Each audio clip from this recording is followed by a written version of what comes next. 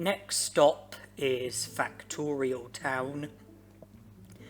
I'm hopeful that it's been long enough in order for Andromon to have recovered the data. I'm pretty sure that it is just a matter of time, and that all you have to do is leave and then come back once a certain amount of time has elapsed. I think it is, just about time. And if it is, then I'm hoping that it's been long enough in order for Andromon to have recovered the data so that he'll read it to me, and it will then set up the opportunity to recruit Andromon, Guromon, as well as speaking to Tanemon at the sewer, one of his 5 locations, and in this case it would be our 5th time of speaking to him, because we've already seen him at his 4 previous locations, and so Tanemon will join the city as well. And that will leave one other thing that needs to be done in the Factorial Town, that being Metal Mummemon, and my intention is to tie that in with what I'm currently doing. I spoke to Andromon, he did have the data recovered, and he joined the city. I think we're at 59 prosperity points, so we'll now be at 62. And we're now going to speak to Guromon. He would have recovered, and he'll join the city after we speak to him.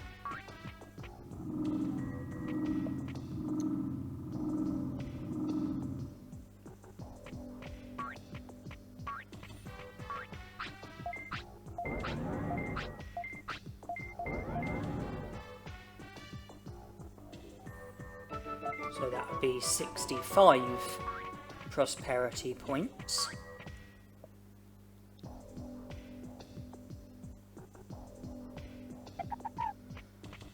Tanemon will bring it up to 66. Despite the fact that he's a champion, he's considered to be one of the unuseful champions, along with the other filth Digimon, Sukamon and Numamon. So he's only worth 1 prosperity point.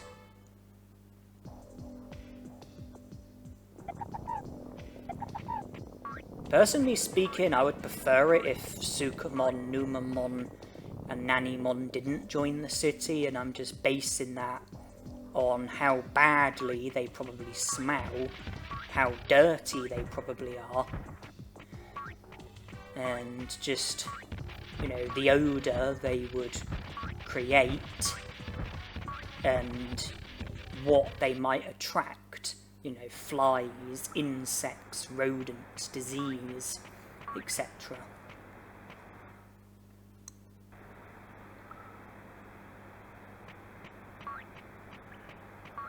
Here he is.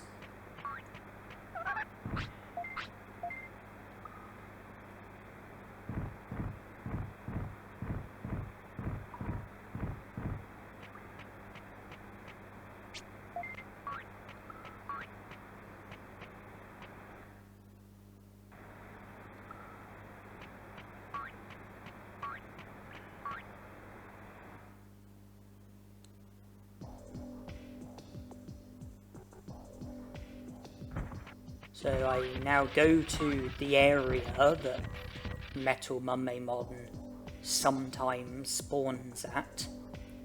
It's not here at the moment. I know that because of the sight of the Guardromon. When Metal Mummemon is here, there are no random Digimon in here. When there are random Digimon, such as the Guardromon, it means that Metal Mumemon's not here. So it's a case of repeatedly leaving and re-entering until Metal Mumemon eventually shows up, and we'll know straight away whether or not Metal Mumemon is there by whether or not Guardromon is there. If we're presented with the sight of Guardromon, then we know we have to leave again and come back, and if there's no Guardromon, then it means that Metal Mumemon is there.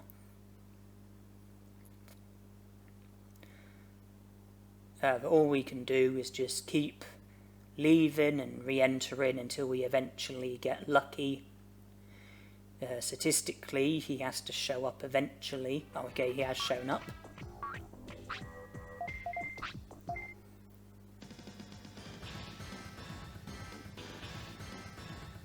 He has All Range Beam, Metal Splinter, Pulse Laser. I don't believe any of those attacks cause any status harm, so there's no need for a protective floppy. And I hope Tanemon's not stuck.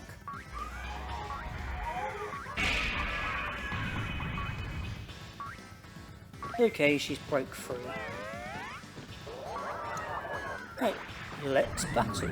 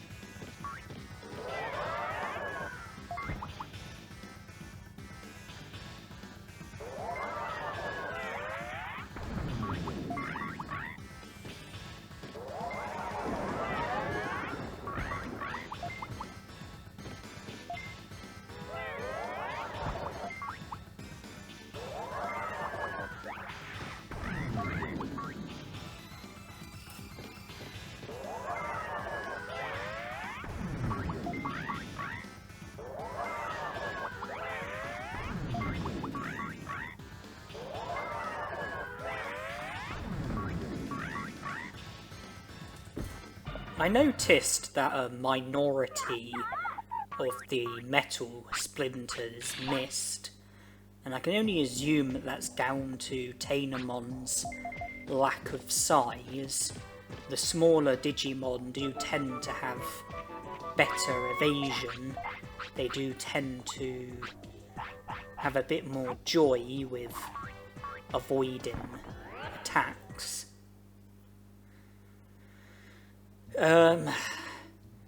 Now, Metal Mumemon,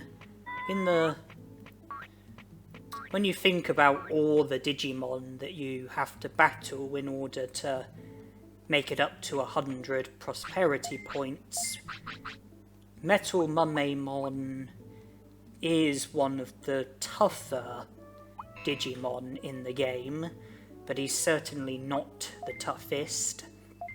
And things are probably not going to be getting any easier, as from here my plan is to battle Piximon. It's good that I defeated Metal Mumemon. I think I'm now up to 69 prosperity points, but Piximon is next on the list for the Digimon that I would like to recruit.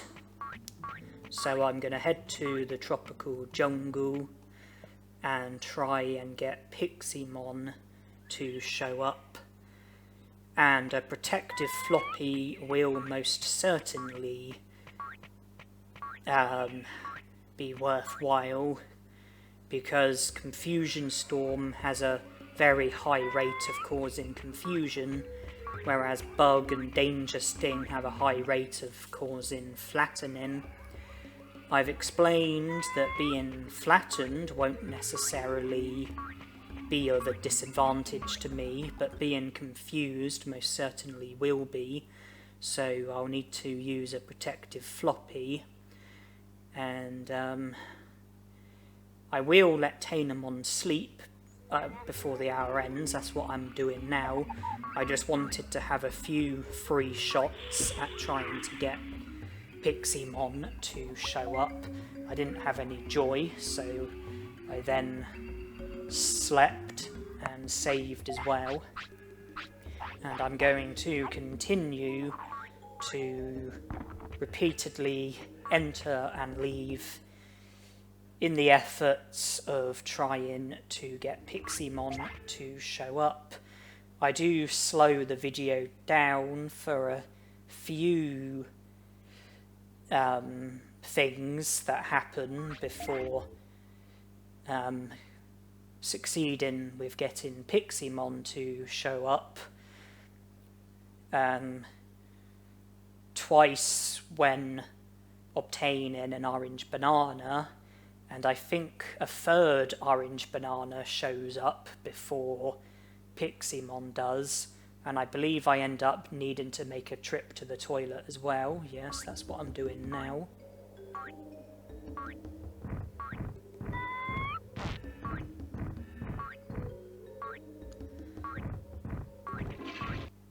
Then it's back to trying to get Piximon to show up.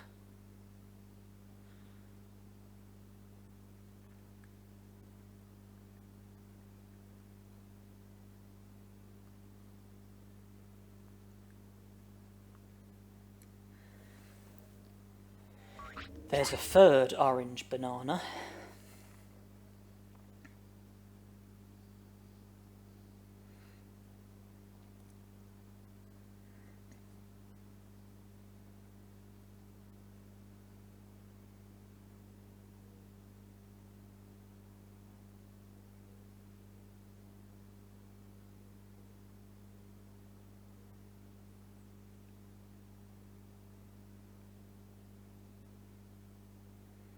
And we do now have joy.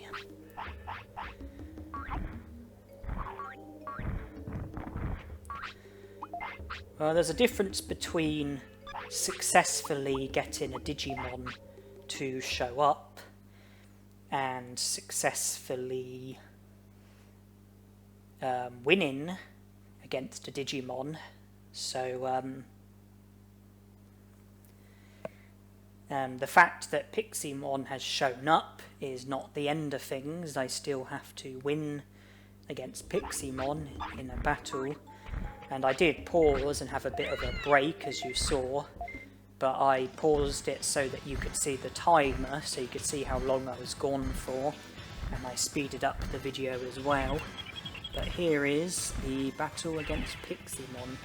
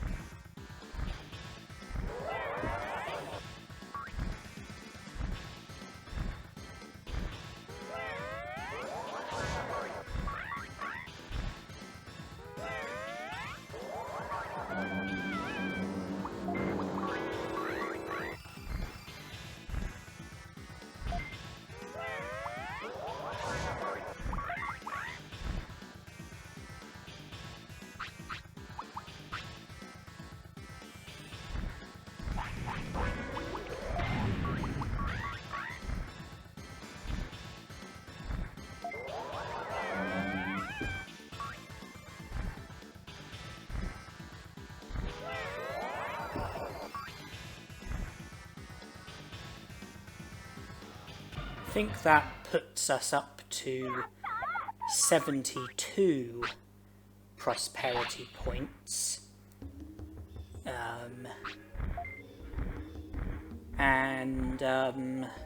If I just see what the time is. Okay, it's gone midnight, so it's now a new day. And so, if I'm not mistaken, I think it's been long enough in order for Digivolving to finish drilling at the drill tunnel. And so, in order to recruit Digivolving, all we have to do... Wait, it's not tomorrow? Looks like tomorrow to me. Okay, whatever. Yeah, in order to recruit Digivolving, we'll just have to go up to him and speak to him, and he'll then join the city afterwards. So that's hassle-free recruitment, and it would put us up to 74 prosperity points. Before that, I would like to go to Mount Panorama for another hassle-free recruitment. The recruitment that I'm talking about is Vademon. I just need to see the crop circles. Vademon shows up, speak to him, he joins the city afterwards. That puts us up to 77 prosperity points. However, there is something that I would like to do in between recruiting Vademon and Digivolving, something that's not quite so hassle-free, and that is trying to recruit Mumemon, which involves needing to get him to show up, which will likely mean repeatedly entering and leaving the area that he shows up at, much like with Metal Mumemon and Pixiemon. And if he does show up, then I have to battle him and defeat him, and he'll join the city afterwards. And if we are successful with that as well, then that will put us up to 80 prosperity points, which will just leave Angemon, Garulamon, and Mount Infinity, if I'm not mistaken. Angemon would make it 82 prosperity points, Garulamon 84, Airdramon 86, Devimon 88, Metal Greymon 91, Megadramon 94, Digitamamon 97, and obviously there's Greylord's mansion, where Skull Greymon would be the missing 3 prosperity points. And, well, at the moment I just need to try and get Mumemon to show up. So just repeatedly enter, leave, re-enter, re-leave, re-enter, just keep going like that in the hope that eventually Mumemon will show up. I had no issues with Vademon, and if I am successful with Mumemon, then from here I'll just have to go to the part of Drill Tunnel where Digivolving is, and he should be ready, and he'll join the city after we speak to him. And there are a number of things that I do need to say regarding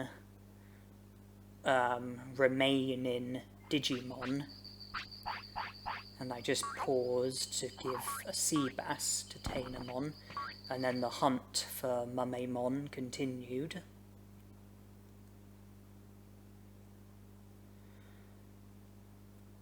Yeah, regarding the remaining Digimon, there are some things that I would like to say.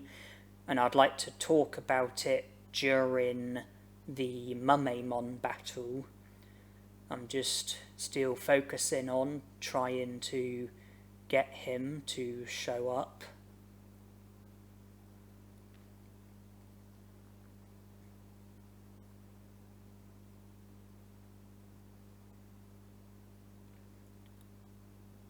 Okay, he has shown up. It's convenient that Tanemon wants to sleep, because if we can successfully defeat Tanemon, then we can sleep afterwards, recover our HP, and we can also save so that our progress will be safe. Tanemon does full power, which improves his stats. He also does Buster Dive and Megaton Punch. Megaton Punch can paralyse, Buster Dive can confuse, so that's why I used a protective floppy. One good thing about this battle is that Tanemon does move slowly, and that's probably down to how small he is. So that will probably help with trying to attack him. Trying to attack him at the right time. The fact that he's slow, should go in our favour.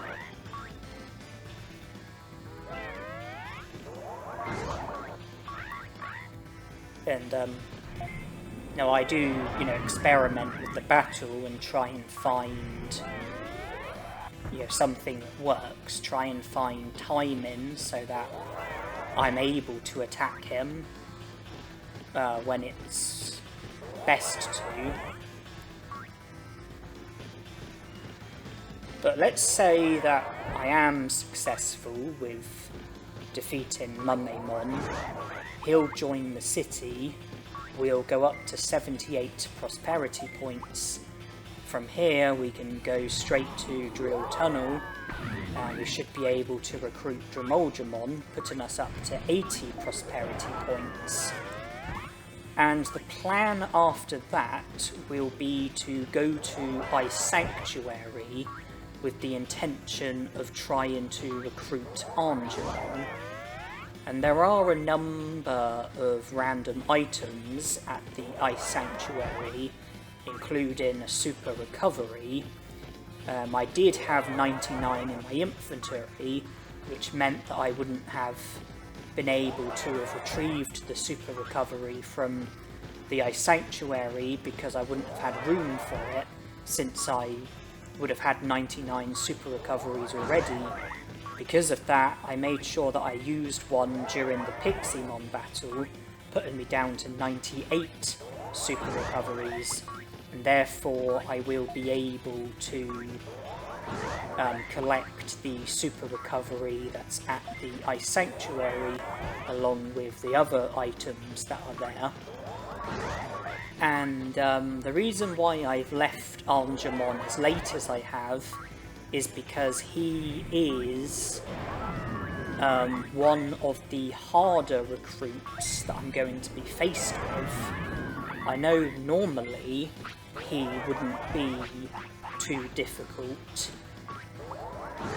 but I do anticipate having difficulties with trying to recruit Digimon, and that's not because of the issue of entering the Ice Sanctuary.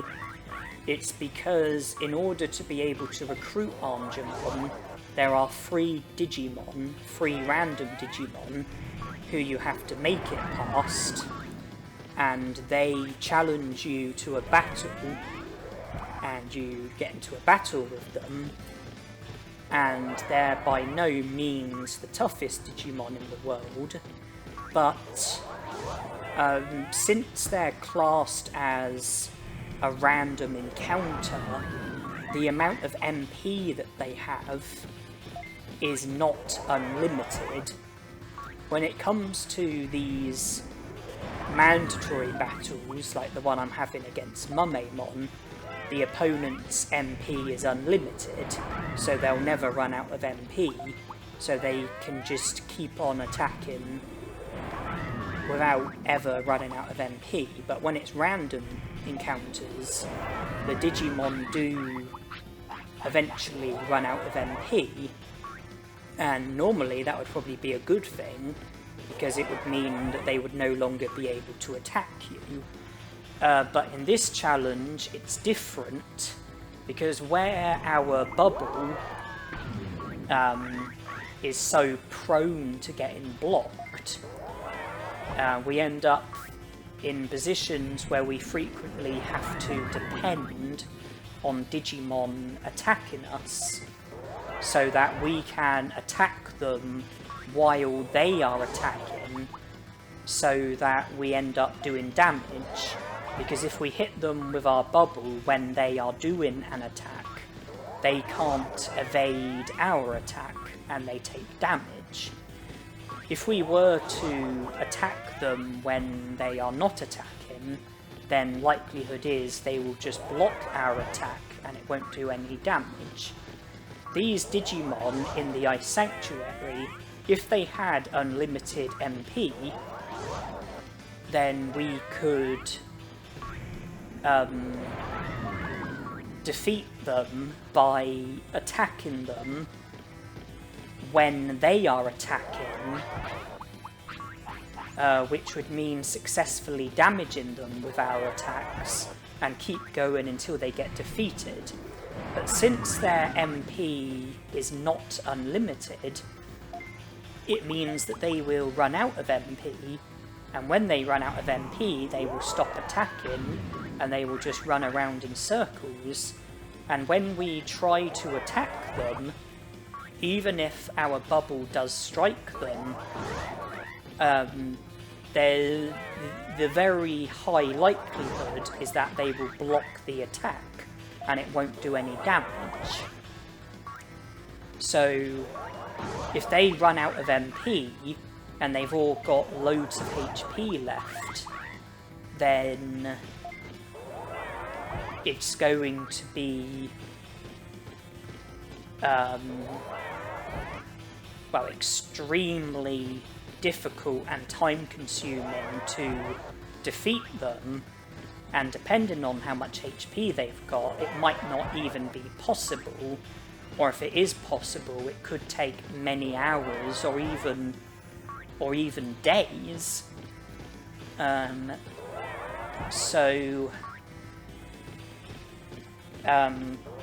point I'm making is that it's not going to be a straightforward battle. There is one thing that does help us, and that's that the Digimon in the Ice Sanctuary that I'm talking about are prone to hitting each other by accident. When they attack with like Giga Freeze, Ice Needle, Sonic Jab, Megaton Punch, Buster Dive, they are quite prone to hitting each other with their attacks, which will result in them reducing each other's HP by a fair extent. And in order to successfully defeat these Digimon, or in order to have the best chance of successfully defeating these Digimon, we're in a position where we have to depend on them accidentally hitting each other and lowering each other's HP, and doing it to a good enough extent where it's plausible that we will be able to finish them off ourselves.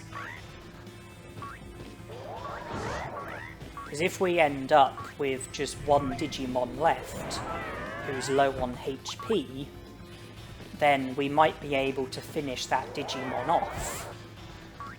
Because when they're running around, it is possible that they might take damage from some of our attacks, and also they might do that thing where they stand still and it looks like they're daydreaming, and they won't block an attack if they get hit when they're doing that.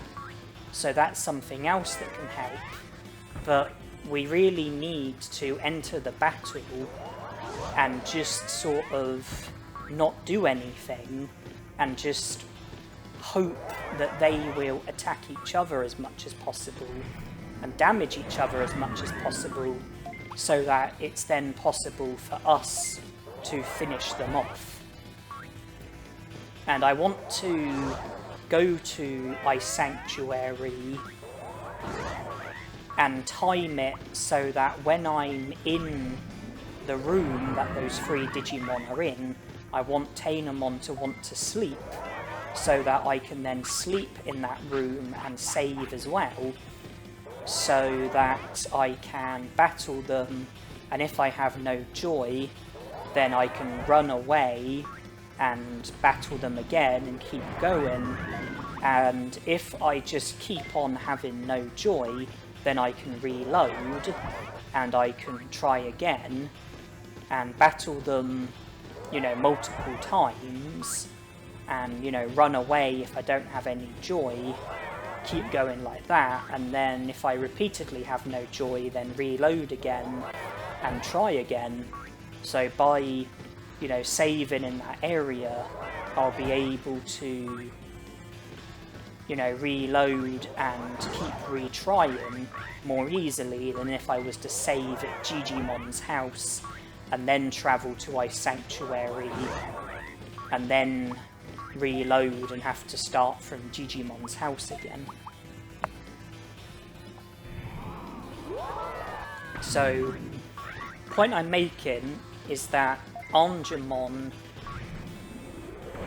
will likely prove to be one of the hardest recruits in this challenge under the circumstances that we have to go by, and my intention is to go to Ice Sanctuary after dealing with Mumemon and Dromulgemon, and if I am successful with recruiting Angemon, then I will go up to 82 prosperity points, which will just leave Garulamon, Greylord's Mansion, and Mount Infinity. Now, Garulamon is something that I want to leave until last, and I will talk more about that closer to the time. But I want to leave Garulamon on the back burner. I want to save him until last, and when I get nearer the time and talk about it more, it will make more sense. So let's put Garulamon aside and focus on Mount Infinity and Greylord's Mansion.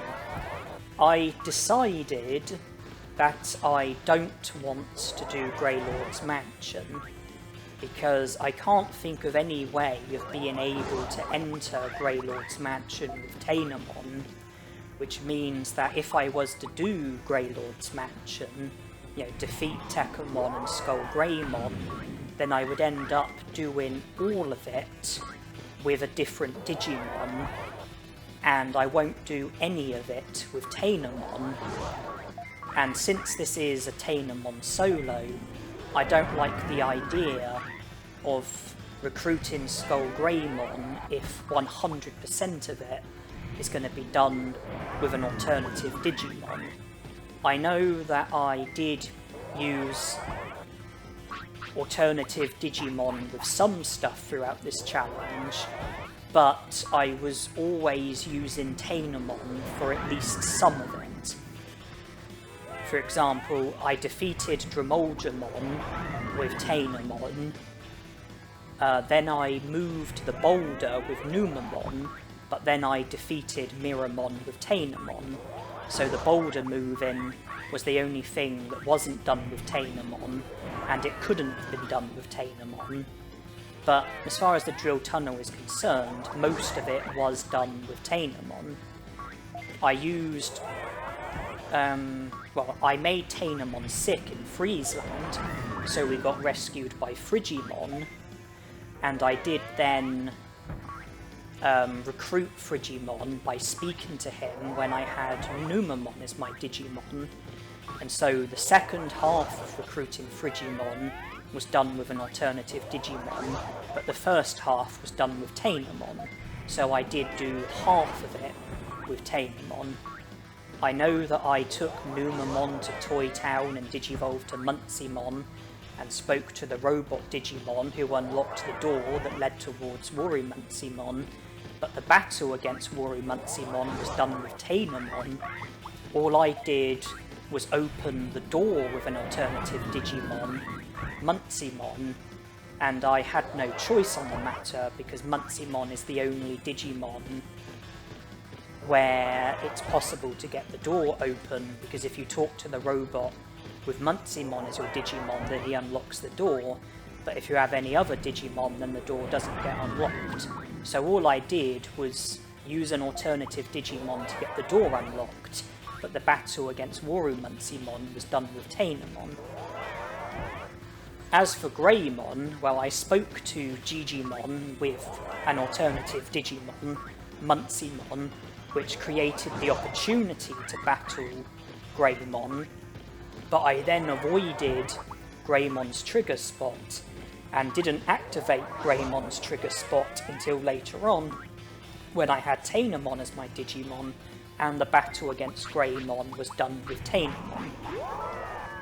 So with all of those things I just mentioned, I was always using Tanemon for at least some of it.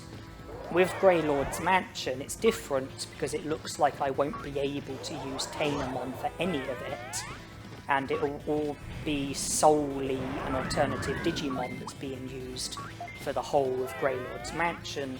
So I have decided to avoid Greylord's Mansion and to not go there, not battle Tekkamon, not battle Skull Greymon, and not to recruit Skull Greymon, which means that the maximum number of prosperity points that we can theoretically reach is 97 and not 100. The only other thing that leaves is Mount Infinity. Now, I have a similar problem, but pretty much an identical problem. Well, when it comes to trying to get Airdramon to show up and unlocking Mount Infinity, the problem that I've got is pretty much identical to the problem that I had with Greymon, and that's that if I speak to Digimon with Tanemon as my Digimon, then even though I've got over 50 prosperity points, Digimon won't mention about Mount Infinity, and Airdramon won't show up. In order for Digimon to mention about Mount Infinity, I need to use a senior Digimon. And the reason why I have Tanemon so that she's only one, so that the Virus Gorge is only one away from being full, is that when I am ready for Mount Infinity, the plan is for Tanemon to mess on the floor, thus filling up the Virus Gorge. I will then Digivolve to Sukamon, and the plan is to go to Gigimon's house, speak to Digimon, he will mention about Mount Infinity, and there will be the opportunity to battle Airdramon, and going to his trigger spot will result in him spawning and battling you, but I don't want to battle Airdramon with Sukamon because I want to battle Airdramon with Tanemon.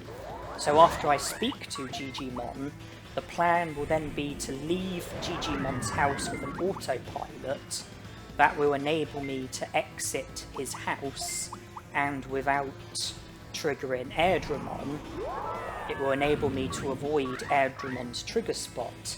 And then the plan is to go to Trash Mountain, speak to Sukamon, and have him turn Sukamon back into Tanemon, and I will then be in pretty much the same position that I was in, regarding what Digimon I'll have and what stats I'll have Tanemon, and I'll have the same stats that I had before Digivolve into Sukamon, and I can then return to File City, go to Airdramon's trigger spot, which is just outside of Gigimon's house. Airdramon will show up, he'll battle us, we will fight him with Tanemon, and if we win against him, then we will then have access to Mount Infinity, and Devimon, Metal Greymon, Machinedramon, Megadramon, and Digitamamon will all be available to us.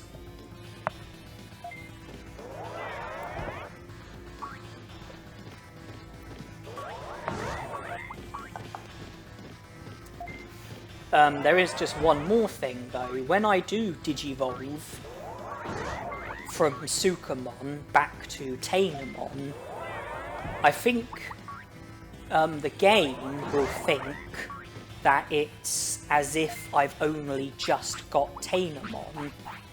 So I think the game will think that when I Digivolve back to Tanemon, it's my first hour of having Tanemon, which means that there's no possibility for her to Digivolve until a minimum of 24 hours have elapsed.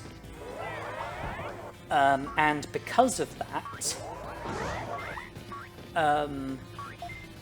I made sure that I had a defense chip, quick chip, and brain chip in the item bank, because I would like to give those chips to Tanemon after Digivolving back to Tanemon from Sukamon, so that her defense, speed, and brains will also be at 999, as well as her attack. And that's something that I have avoided up until now because of the risk of it resulting in Tanemon Digivolving. But when I Digivolve back to Tanemon from Sukamon, I believe that there will be a 24-hour window where it would be impossible for Tanemon to Digivolve. And so by giving her the quick chip, defense chip, and brain chip, my defense, speed, and brains will all be at the maximum, along with my attack and HP, and that will make me a tiny bit better, because my defense, speed, and brains will all be a tiny bit better. You know, my stats overall will be a tiny bit better, and it will make the remaining battles slightly easier. The only catch is that I will have to have succeeded at the challenge before the 24 hours are up, otherwise there's the risk of Tanemon Digivolving, and that will really sabotage things. But I choose to do things in the way that I do them because I was confident that I would be able to... Well, after Digivolving back to Tanemon, I was confident that I would be able to return to the city, defeat Airdramon, see to the whole of Mount Infinity, and then just have Garulamon left, and do all of that before the 24 hours are up. So I was confident that I would be able to fulfill all of the necessary things that have to be fulfilled before the 24 hours end. And so I was confident that I could, you know, succeed at what I intend on succeeding at before we reach the point where there's any risk of Tanemon Digivolving. So, just to summarise very briefly, the plan is to go from battling Mumemon, which we're doing at the moment, to recruiting Dramoljamon, to going back to the city. We'll have 80 prosperity points, go to Ice Sanctuary, and hope that I am able to defeat those Digimon and recruit Angemon, 82 prosperity points, then have Tanemon fill up the Virus Gorge by messing on the floor, thus Digivolve into Sukamon, speak to Digimon so that he'll mention about Mount Infinity, leave Digimon's house with an autopilot to avoid Airdramon's trigger spot, go to Trash Mountain, speak to King Sukamon, Digivolve back from Sukamon to Tanemon, autopilot back to the city, attempt to enter Digimon's house, get straight into a battle with Airdramon, defeat Airdramon so that Mount Infinity will be available to us, give Tanemon the item chips so that everything apart from my MP is maxed out, then make a start on Mount Infinity with the intention of hopefully succeeding at the whole of Mount Infinity, defeating all of the Digimon who need to be defeated, recruiting all of the Digimon who need to be recruited, and then leaving Garulamon until last, and not bothering with Greylord's Mansion at all. So if I do succeed at everything that I hope to succeed at, then I will finish with 97 prosperity points. It won't be 100 because I've got no interest in trying to recruit Skull Greymon, but forget about that. There will be the potential of 97 prosperity points. We are currently at 75, I think. Mumemon make it 78. Jamoljamon make it 80. Angemon would make it 82. Garulamon would make it 84. Airdramon would make it 86. Devimon would make it 88. Metal Greymon would make it 91. Megadramon would make it 94. Digitamamon would make it 97. And I've explained that I won't be recruiting Skull Greymon. So 97 prosperity points would be the ideal target.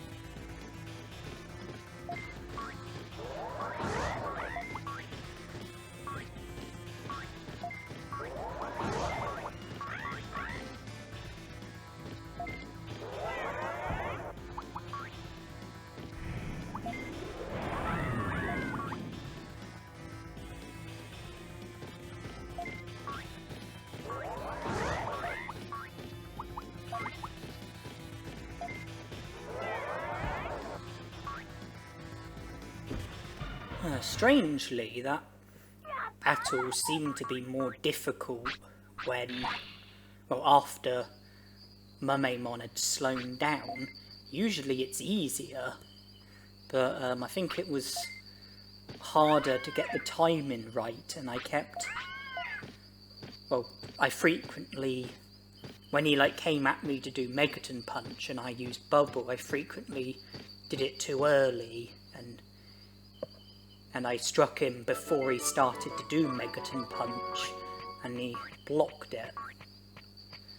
It wasn't helpful because blocking attacks causes your finish gauge to go up, and so as a result of blocking my attacks as much as he did, I think he ended up getting a few more finishes out of it, but at least he's been defeated now.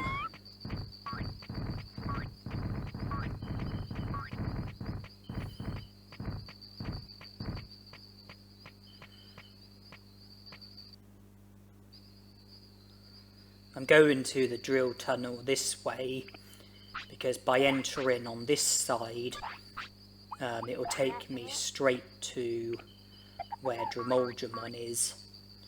But if I entered on the other side, then I'd have to go through much of the drill tunnel before getting to where the Digivolving is. And the path is available, so Digivolving is done.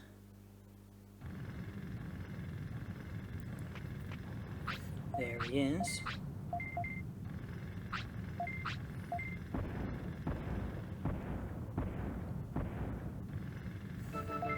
$80 prosperity points, and the hope now is that we might be able to recruit Angemon.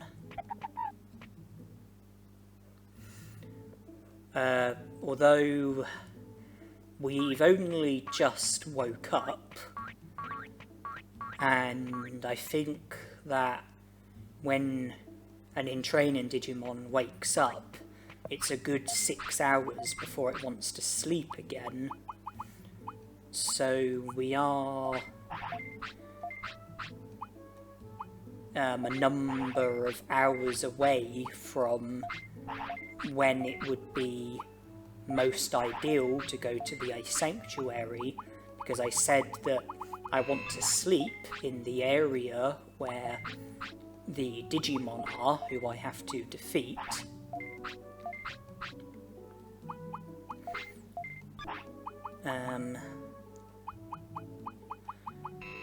So if I was to go now, then I'd probably end up having to loiter for a few hours.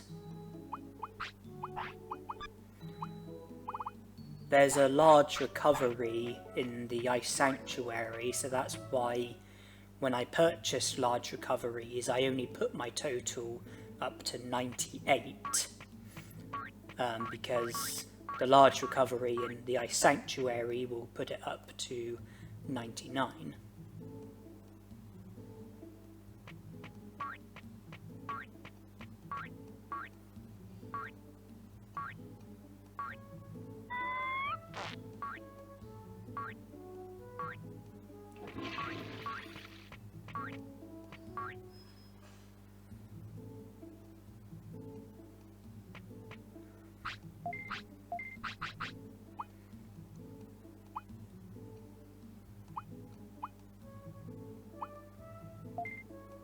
In the likely event that I end up having to run away from a lot of battles, my happiness and discipline are going to take a massive turn for the worst, so I withdrew the ice mushrooms from the item bank so that I could use them to try and repair my happiness and discipline should they be severely affected negatively.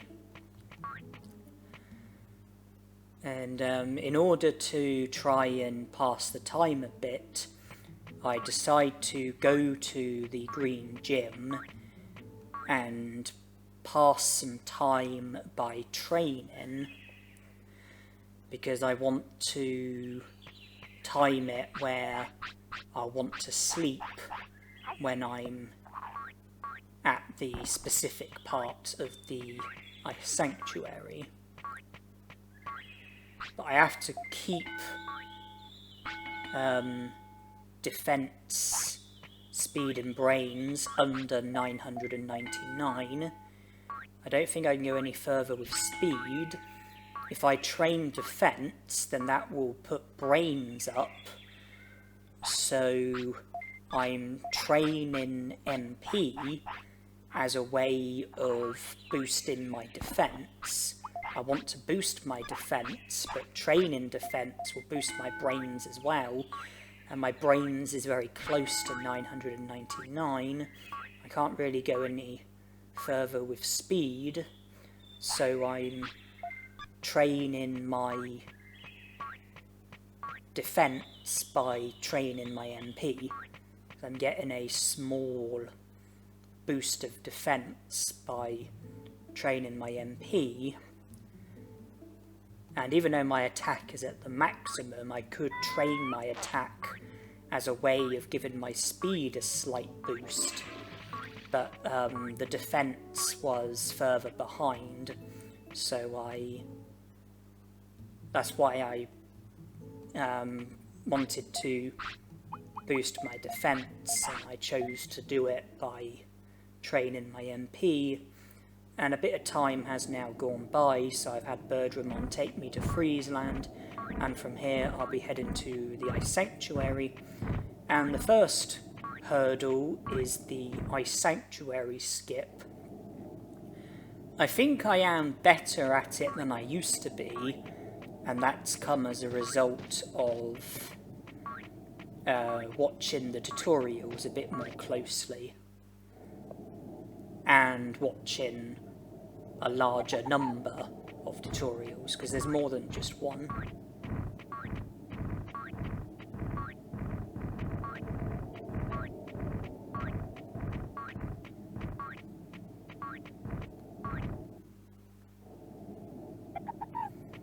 So run this way,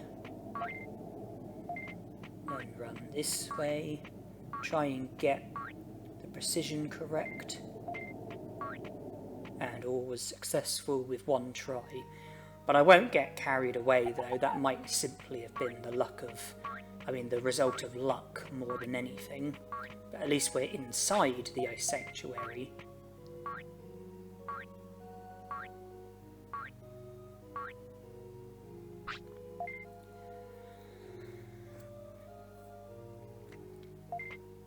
Yeah, if my happiness and discipline go down considerably, then I could repeatedly praise Tanemon until her happiness is at the maximum, and consequently my discipline would be at the minimum, but the 2 ice mushrooms would put her discipline back to the maximum, I would think. So it's a good thing that we had a couple of spare ice mushrooms lying around in the item bank.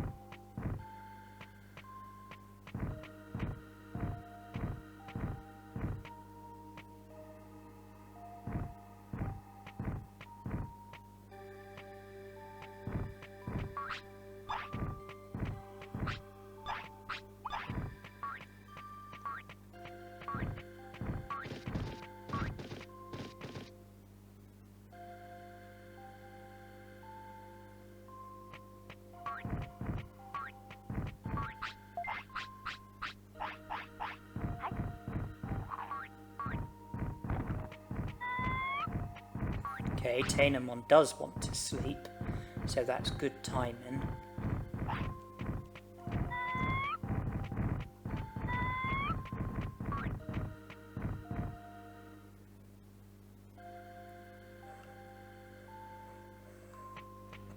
Made it to the final room.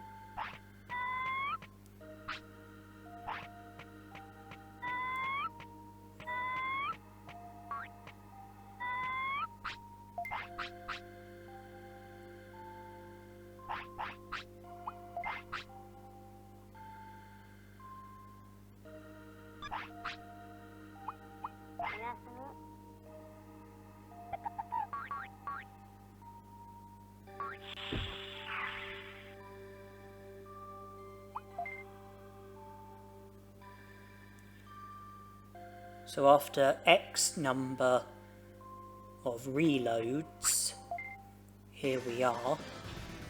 I get into a battle where only 2 of them choose to participate, but things were unsuccessful. I ran away from the battle, and here we are now. I wasn't satisfied with the amount of damage that they sustained from each other, so instead of continuing and trying to finish them off where I would be there for an extremely long time, I ran away from the battle, and here I came back, and here I had another go.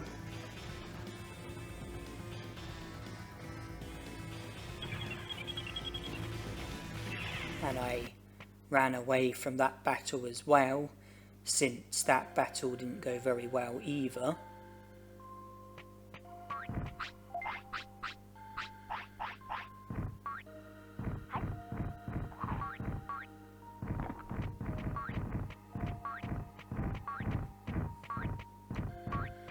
I did use the Omni disc in the first battle, so that will be missing from my inventory. I might have used other items as well, I can't remember, but if my inventory doesn't look right, then obviously there was more stuff that I got used in the unsuccessful battles that got cut out.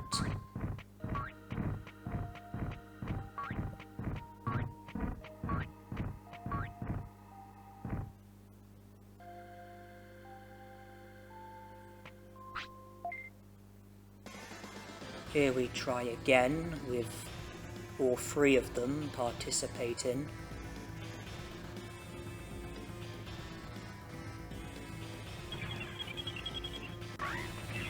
Another unsuccessful attempt. I ran away from that one as well.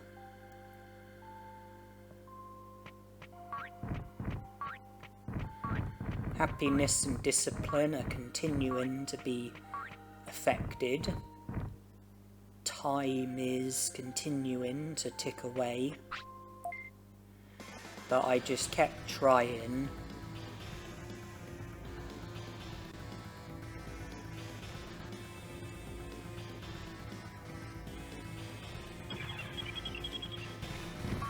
No joy that time either. The deal that I made with myself was, if by the time Tanemon wants to sleep again, if I haven't yet successfully made it past those Digimon, then I would reload and try again. So really I had until Tanemon next signals for sleep to, keep trying at this. Another unsuccessful go.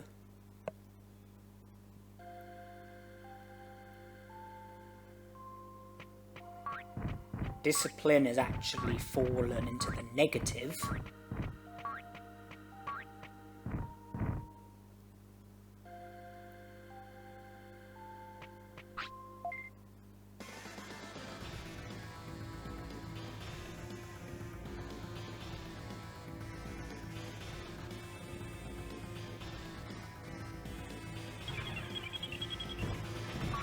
ran away again.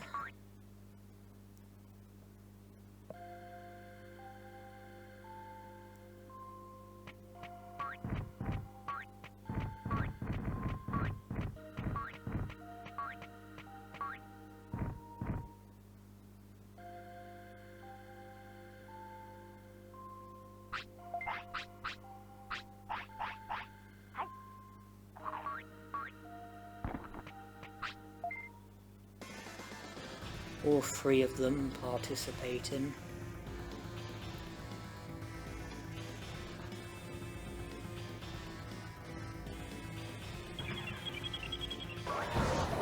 Another unsuccessful try.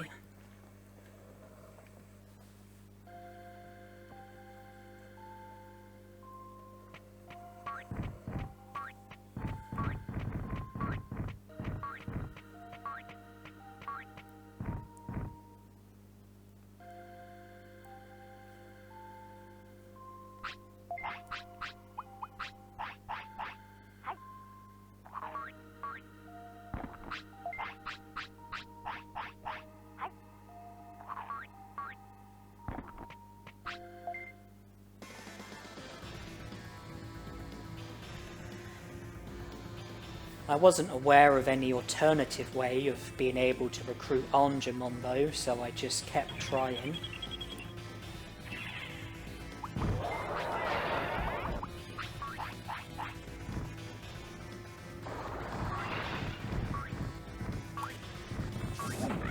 And I've got no interest really in attacking them as Tanemon, because the damage would be minimal. I want them to accidentally hit each other. I want them to damage each other. That's where, you know, the damage is going to come from. So it's really just a case of just sitting tight and hoping that they will damage each other to a good enough extent where there would be a realistic chance of me being able to finish off the remaining Digimon.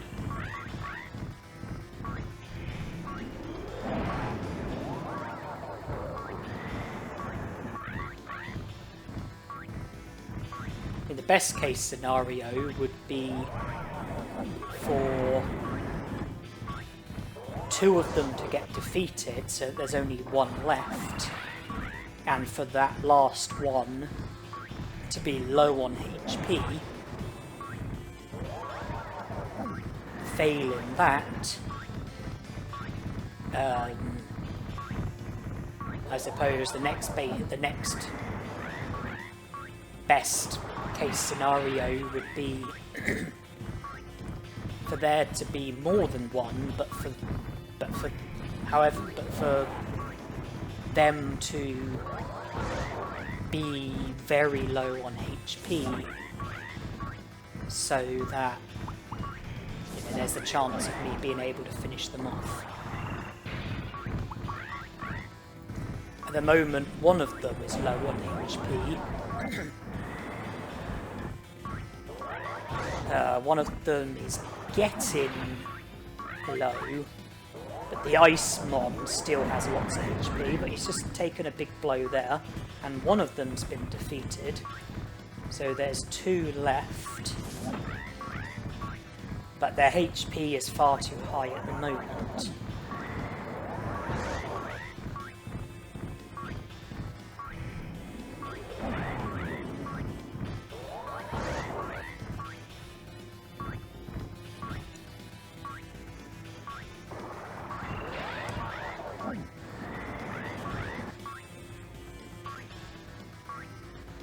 When they run out of MP and they just, you know, run around, they do literally, like, block, like, 99% of the bubbles that they get struck by. The exception is when they daydream or whatever it is that they do. When that happens, if I strike them when they're daydreaming or whatever it is that they're doing, then it will then definitely damage them. The problem is that when they're running around,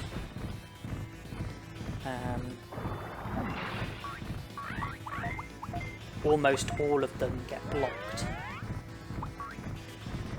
By this point, it looked like the Icemon had possibly run out of MP, so but I carried on.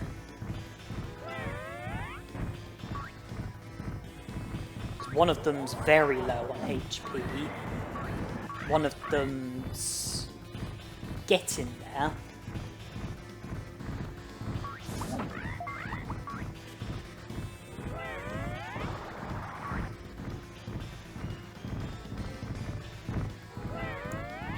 And it looks like we're now at the point where they've both run out of MP, and it's up to me to finish them off. Icemon's daydreaming, I attacked him.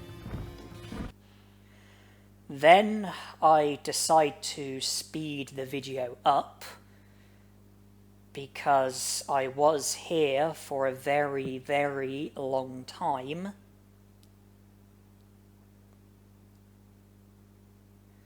Just me repeatedly trying to damage them with my bubble attack.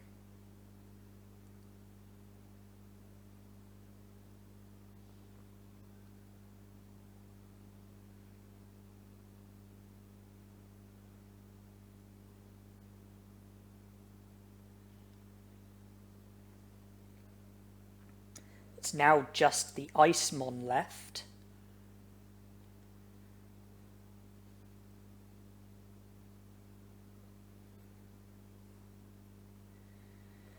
It was very slow and tedious. You know, just using bubbles and 99% of them getting blocked. But I kept at it. You know, I kept, pursuing them and trying to defeat them. And instead of showing you the whole thing at regular speed, I, significantly speeded the video up so that it's nowhere near as unbearable for you as what it would have been if I didn't speed the video up.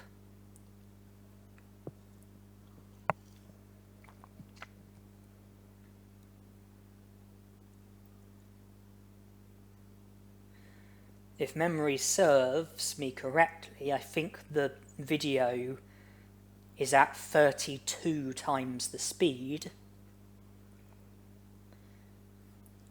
So, the whole bit that's been speeded up, that would have taken 32 times longer if I didn't speed the video up like I did.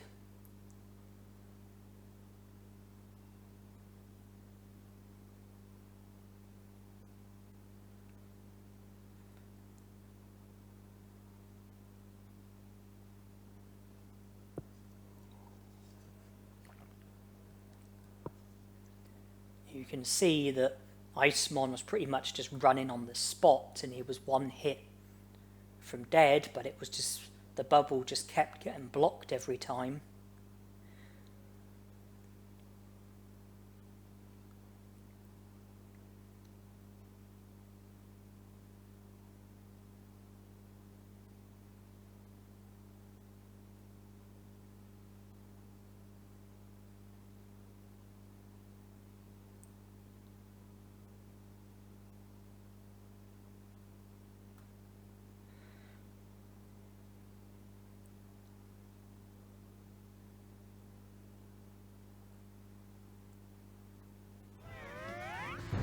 Finally got there. I did successfully defeat the Digimon, which granted me access to the bit of Ice Sanctuary that I needed to have access to in order to be able to recruit Angemon.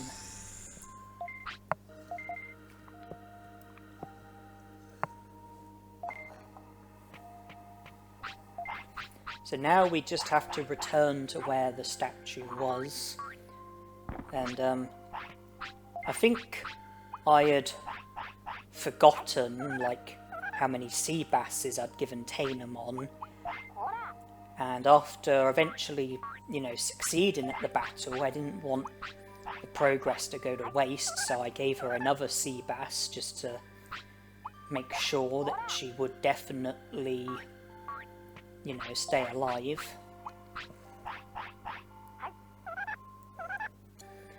And I was very pleased by her refusing to take the medicine, because I was able to regain discipline by scolding her.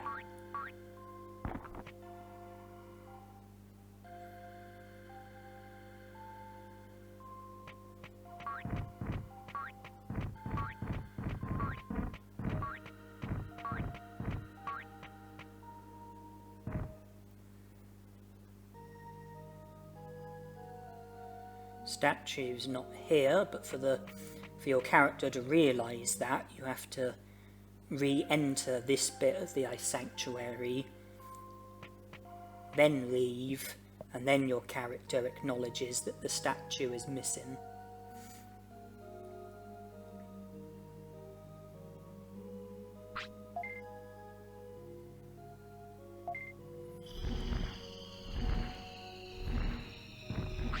This will put us up to 82 prosperity points.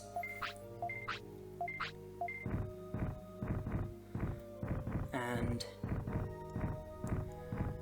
Angemon's hints will, you know, remind me if there are any Digimon I'm forgetting about, but I'm pretty sure it's just... But the only Digimon who haven't been recruited are Garulamon, Skullgreymon, and the Digimon linked to Mount Infinity. But we're not going to be recruiting Skullgreymon, of course.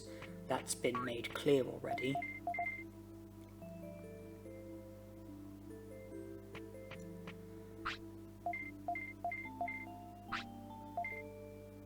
Garulamon, Skullgreymon, Mount Infinity. Right, so I now need Sukamon in order to be able to proceed further.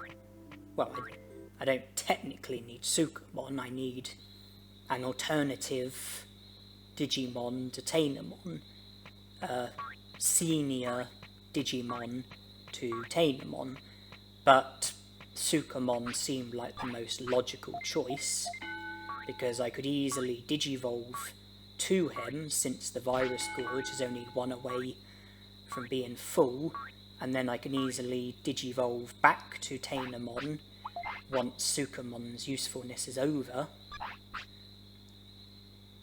To do that, I just need to visit King Sukamon at the Trash Mountain. I trained MP, but only in the interest of boosting my defense. I did that to pass the time,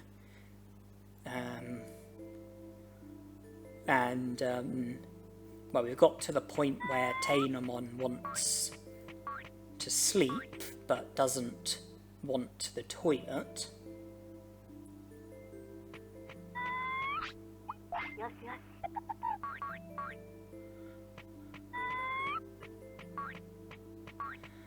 And before I do sleep, I want Tanemon to want the toilet, so I rest.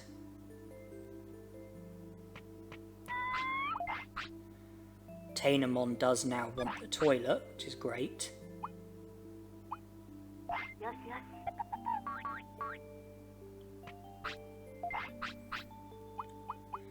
She also wants to eat, so I praised her to put her happiness up at the expense of her discipline, but then with one of my ice mushrooms I was able to put her discipline to almost being full while also satisfying her appetite.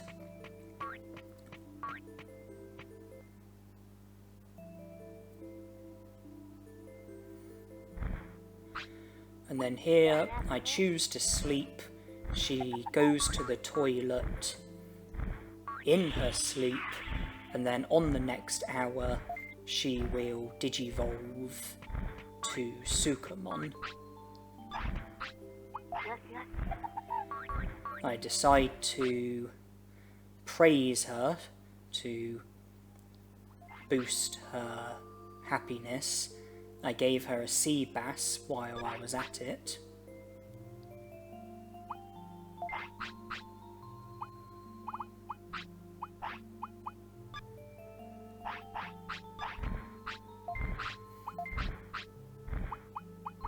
I then decided to sell anything that's not really needed. Omni-Floppy has a small bit of value, as does the Restore.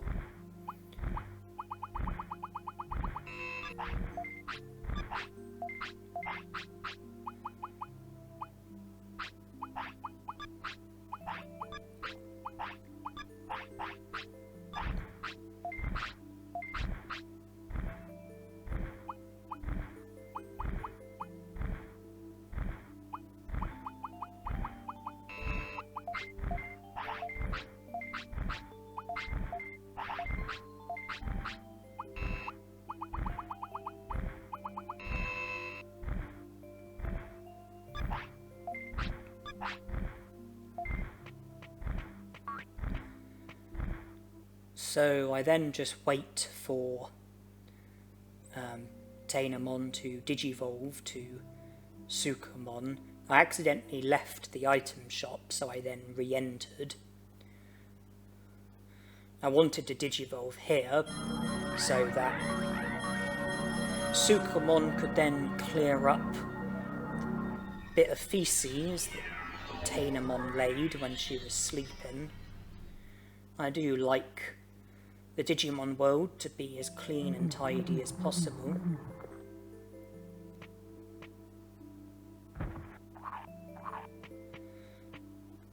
Okay, so if we now speak to Digimon, he will mention about Mount Infinity, and that will create the opportunity to battle Airdramon.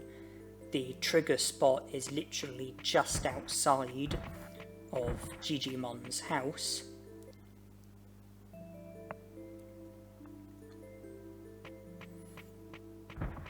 So here we talk, it gets brought up. If I exit the house the normal way, then Airdramon will challenge me to a battle.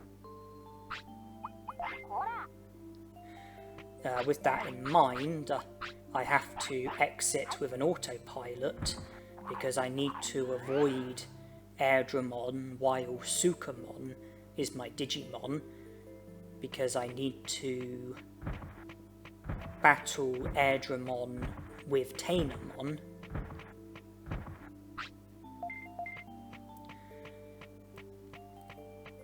But we've done what we needed to do in order to create the opportunity for Airdramon to show up and for us to battle Airdramon.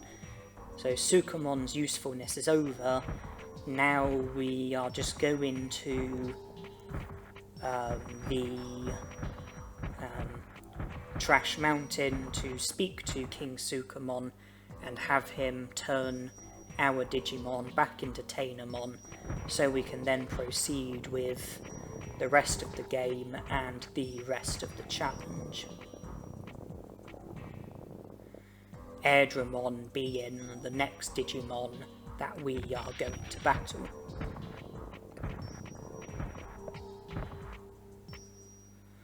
And we are unable to enter Digimon's house until we defeat Airdramon, because attempting to enter the house will cause Airdramon to spawn, and we will be challenged to a battle.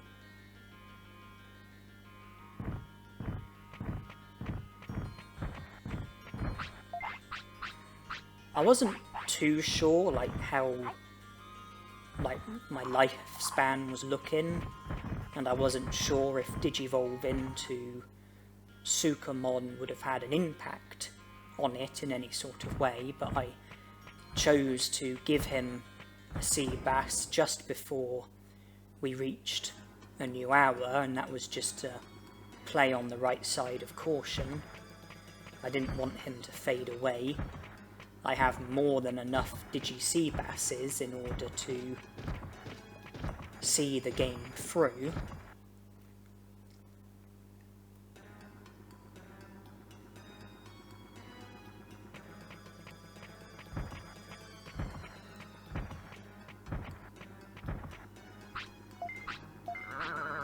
No, I don't want to live here, I want to return.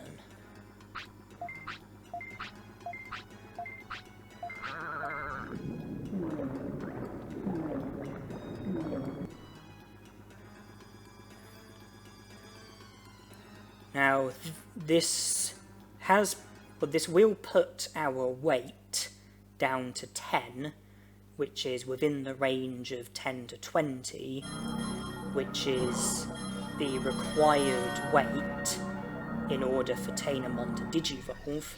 We don't want Tanemon to Digivolve, so we don't want our weight to be within the range of 10 to 20. We want it to either be below 10 or above 20. So there you see weight is 10. So I decide to force feed Tanemon a load of Digi Sea Basses. It will give us plenty of lifespan for the time being, and it will put our weight to be in over 20. I think that from this moment, 24 hours will need to pass in order for it to be possible for Tanemon to Digivolve. So it wouldn't have been an immediate problem, but nonetheless I decided to put my weight above 20 just to be safe, and that's what I did. I put it to up to 30 while also prolonging Tanemon's lifespan, and I wanted Tanemon to reject that autopilot because I wanted to scold her, so I then decided to use another item. I chose another autopilot, but she took that as well. So I then just kept offering her autopilots until she eventually refuses one. No joy that time either.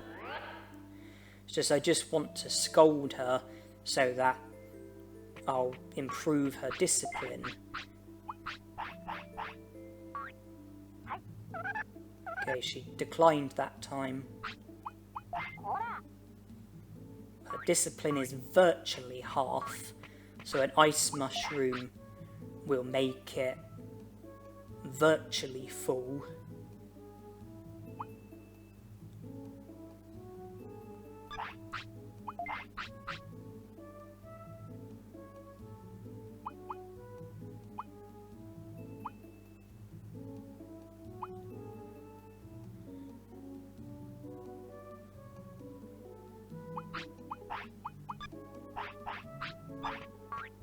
Happiness is virtually full, so when Tanemon next wants to eat, give her an ice mushroom, and then happiness and discipline will both be virtually full. I'm not desperate to give her sea basses, because I gave her several at Trash Mountain, so she got plenty of life in her for the time being. And here we go for the battle against Airdramon. And Airdramon is also the barrier that's currently stopping us from going to Mount Infinity, and defeating Airdramon will take away that barrier. So this is a very important battle.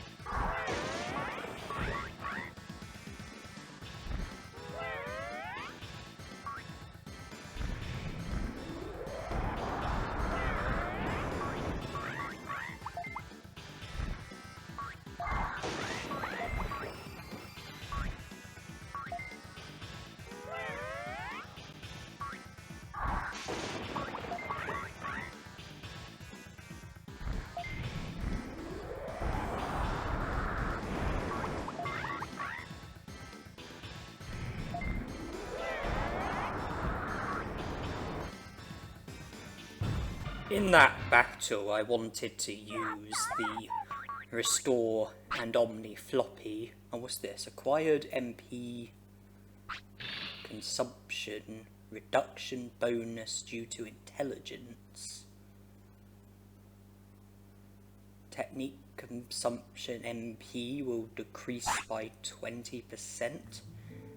When I read that the first time, I was like, what?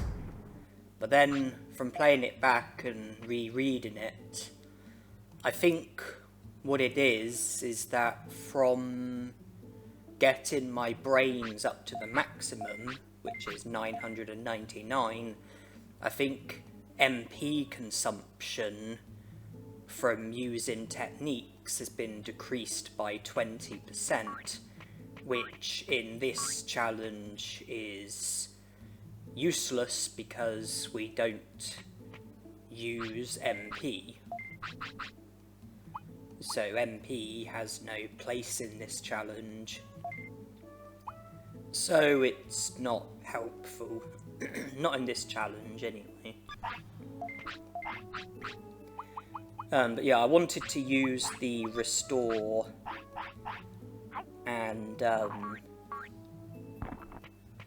the Omni Floppy because I only had one of them. They were useful items, but I didn't want them taking up inventory space when I only had one of them. So I wanted to use them up, and I used them during the Airdramon battle, as you would have seen. The brain chip stayed in the item bank. I don't need to give that to Tanemon because her brains has gone up to 999. Defense and speed aren't quite at 999, so I took out the defense chip and the quick chip and I gave them to Tanemon. So HP, attack, defense, speed and brains are now all at the maximum. MP is irrelevant, and I didn't want to waste any time, so after getting Airdramon out of the way and clearing up Mount Infinity, I now proceed with Mount Infinity, and Devimon is the Digimon that I will be battling next. If I'm successful with defeating Devimon, then I'd be able to proceed further. And then after Devimon, you can either battle Metal Greymon or Megadramon. And if you choose to put Megadramon aside, then you would battle Metal Greymon, and then if you're successful with Metal Greymon, you would then battle Machinedramon, and well, he's classed as the final boss, and you would then return to the city. But as far as prosperity points are concerned, the game doesn't end after defeating Machinedramon. So you would return to the game afterwards, and if you then go back to Mount Infinity and go to the room that Machinedramon was in, Digitamon will be there, and if you defeat him, he will join the city. If you defeat Airdramon and then Devimon and then Megadramon and Metal Greymon and then defeat Machinedramon, Airdramon, Devimon, Metal Greymon and Megadramon will all join the city after you defeat Machinedramon. And then if you then battle and defeat Digitamon, he'll join the city after you defeat him. If you put Megadramon aside and defeat Airdramon, Devimon, Metal Greymon and Machinedramon, then Airdramon, Devimon and Metal Greymon will join the city. And then if you return to Mount Infinity, then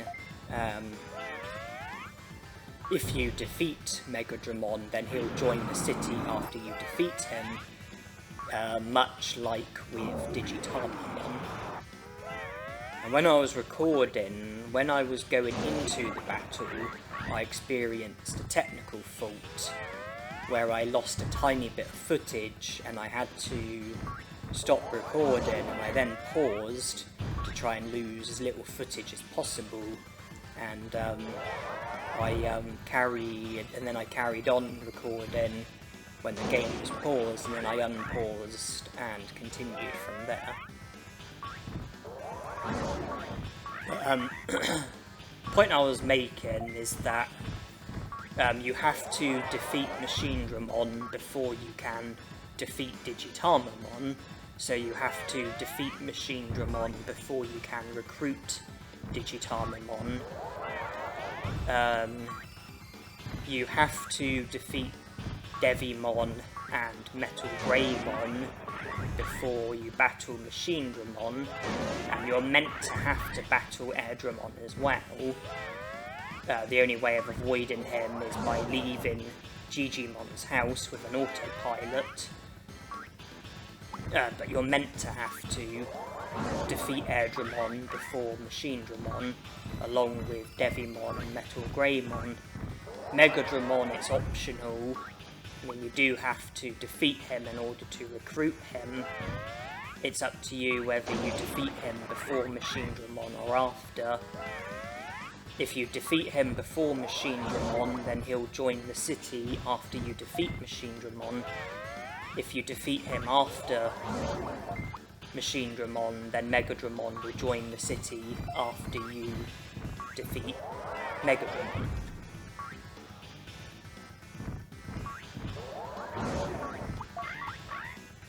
But here we are battling Devimon, and my intention was to put Megadramon aside for the time being, and my intention was to try and be successful with Devimon, Metal Greymon and Machinedramon, and if I was to successfully defeat those Digimon, then I would return to the game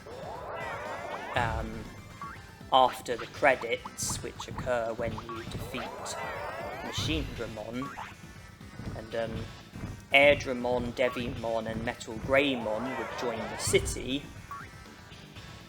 I'm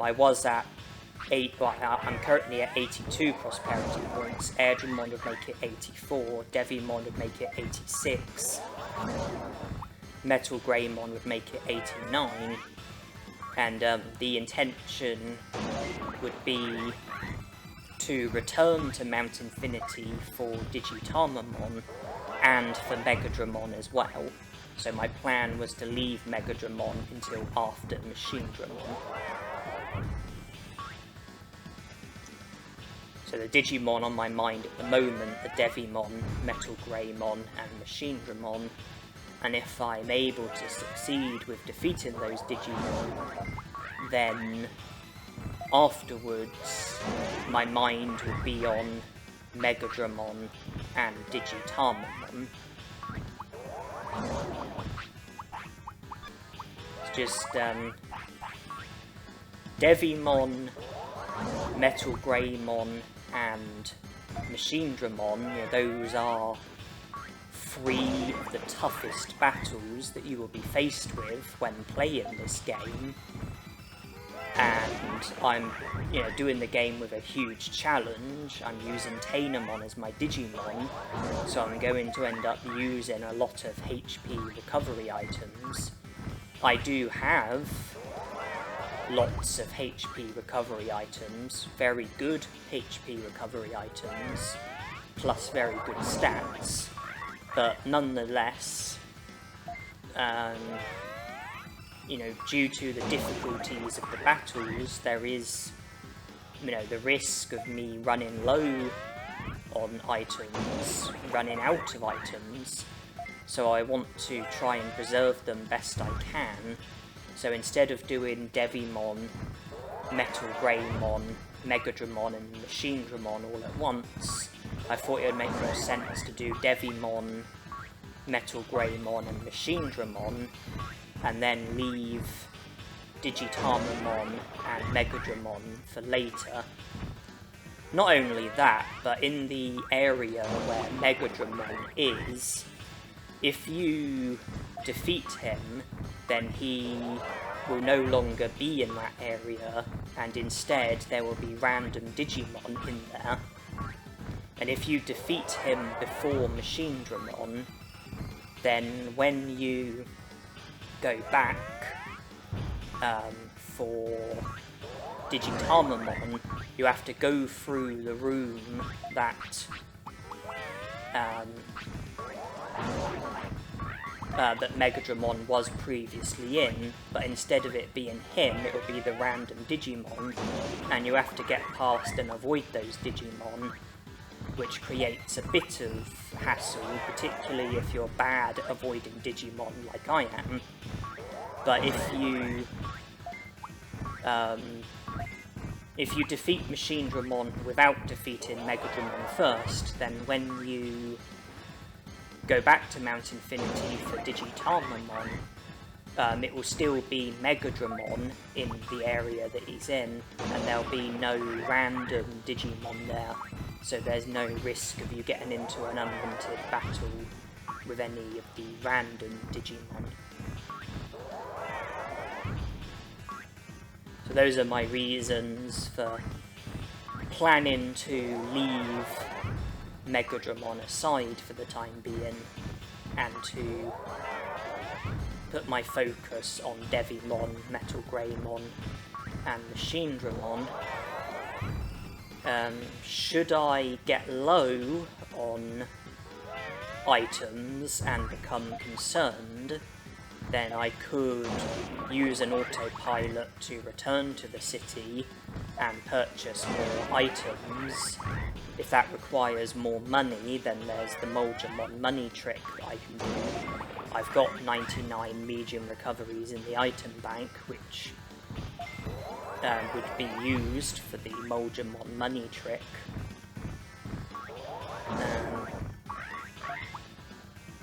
But that will cost time that I don't really have to be throwing away, so ideally my items will stretch far enough in order for me to do it all in one go.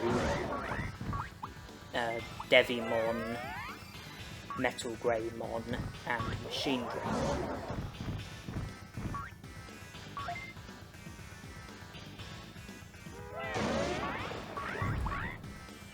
So it does look like this battle against Devimon is going to be a highly time-consuming one. I am trying to be as effective as possible with my timing.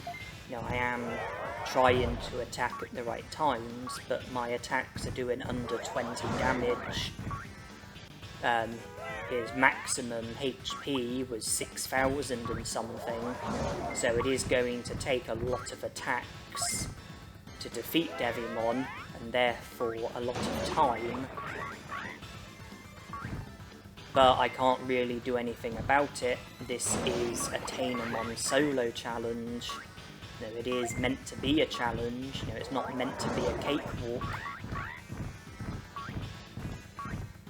And this is Mount Infinity after all, so yeah, we probably do have a very time-consuming battle on our hands. Possibly the most time-consuming battle so far in this challenge.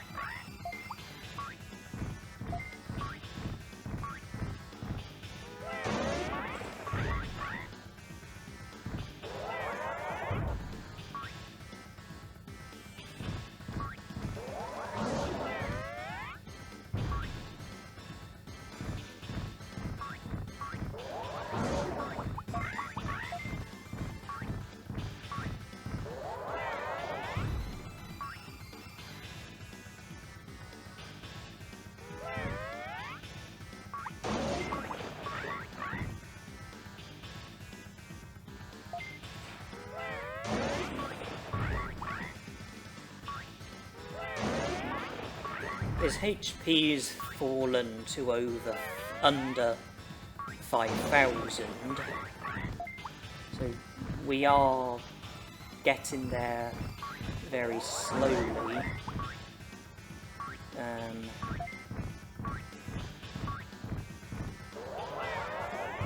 If our attacks are doing an average of, say, 16 damage each time, then 10 would be 160, 100 would be 1600, 300 would be 4,800.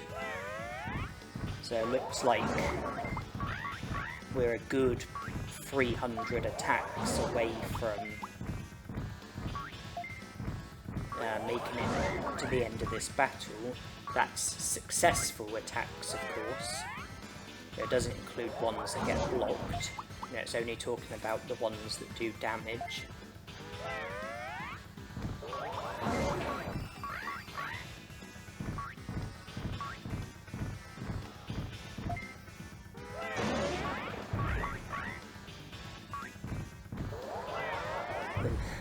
Out of the Digimon in Mount Infinity, Devimon has less HP than the rest of them do. So the Digimon that we would have ahead of us, if we make it past Devimon, they are going to have more HP than Devimon, which obviously is not a helpful thing. I do have a feeling, though, that the battle against Metal Greymon might prove to be easier and less time-consuming than the battle against Devimon, despite the fact that Metal Greymon has more HP. The reason for that is because I have a feeling that Bubble will do more damage against Metal Greymon than what it's doing against Devimon, and I'm basing that on the fact that Metal Greymon has fire as a nature.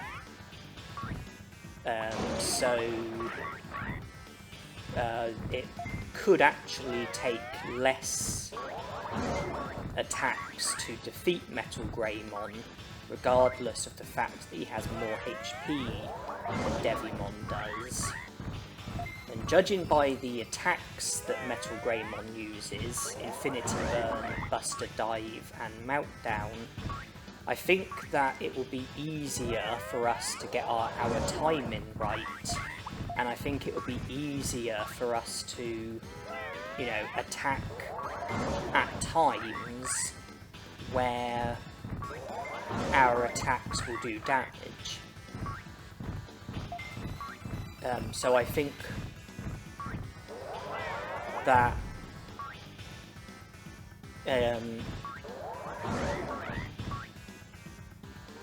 a lot more of our attacks against Devimon will do damage and won't get blocked, as opposed to the attacks that we're using against Devimon.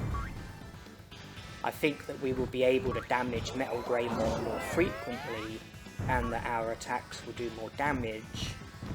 So Metal Greymon might prove to be easier than Devimon. But nonetheless, there's still going to be Machine Dramon, and he has more HP than both Devimon and Metal Greymon, and his natures are Machine, Air and Battle, and I can't imagine Bubble being extra effective against any of those types.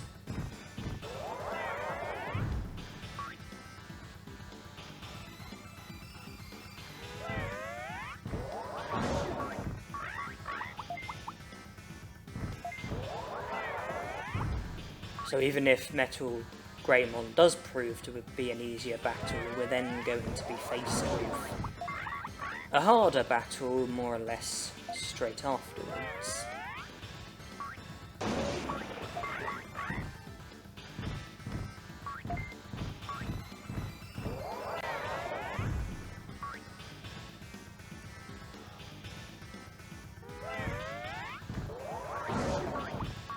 Now when Devimon's HP falls to 20%, he'll move more slowly, and that might help us do a better job with the timing of our attacks. I'm trying to think how much HP Devimon had at the start of the battle. Was it 6,800? If so, then 20% of that is 1,360.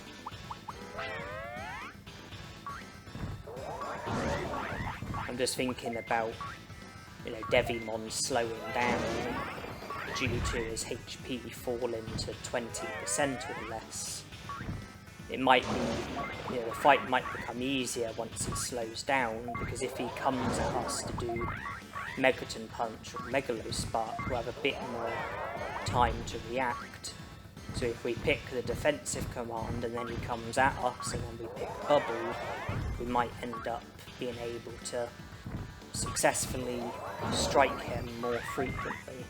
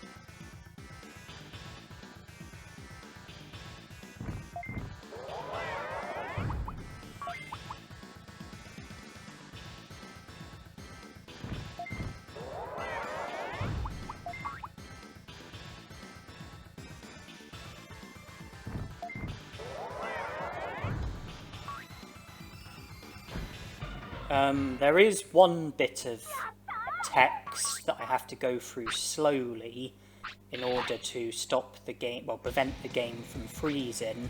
It's when he says about not wanting a ruler. There it is. I speeded it up so it was brief for you. And annoyingly, I was stood on the exit, which meant that I got sent back to the previous area, and in order to proceed I have to make it past these Digimon who have now appeared since defeating Devimon. It also meant that I missed out on the quick chip that he drops, but I'm not really bothered about that.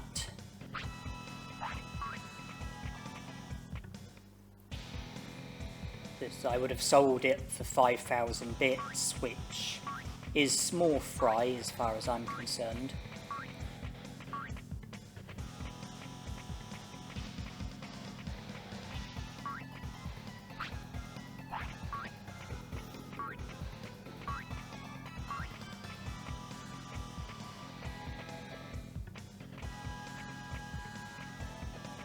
I would say the battle against Devimon did become easier after he slowed down. I found it easier to get the timing right in order to attack him when he was attacking.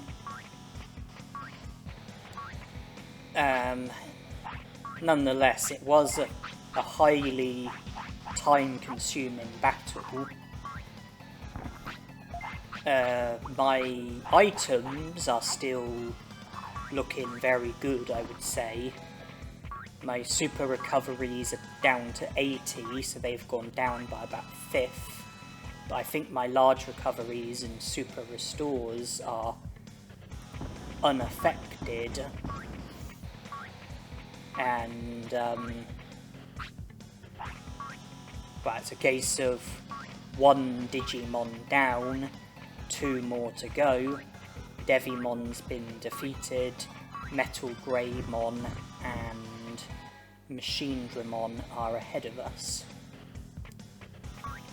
Megadramon is to wait and is to be tied in with Digitamon if we are successful with making it past Metal Greymon and Machinedramon.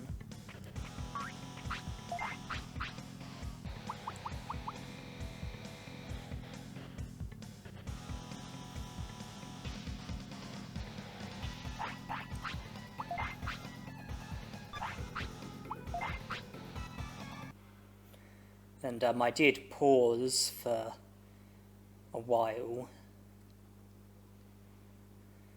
The video's been speeded up. It was only a few minutes, but I speeded the video up.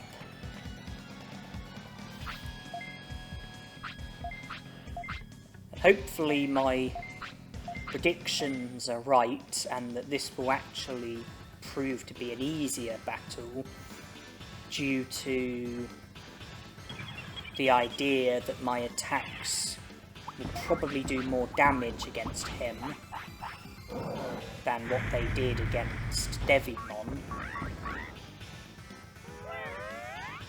Yeah, 28. As Devimon, I think the attacks were generally between 15 and 18. Here against Metal Greymon, my attacks are in the high 20s, so that's a lot better. And I think that I will also damage him more frequently because of the attacks that he's got. I think it will be easier to attack him at the right time. I think it'll be easier to time things so that I'm attacking him when he's attacking. So as well as doing more damage from my attacks, I think that, you know, I think that I will damage him more frequently as well. And so he might be easier and less time consuming than Devimon, despite the fact that his HP is higher. It looks like I'm probably going to take quite a bit of damage. Hopefully it won't put my items at too much of a risk.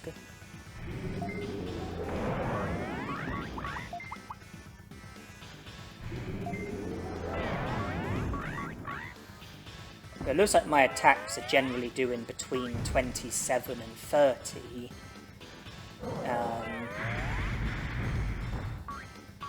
That's not quite double what I was doing against Devimon, but it's not far off double.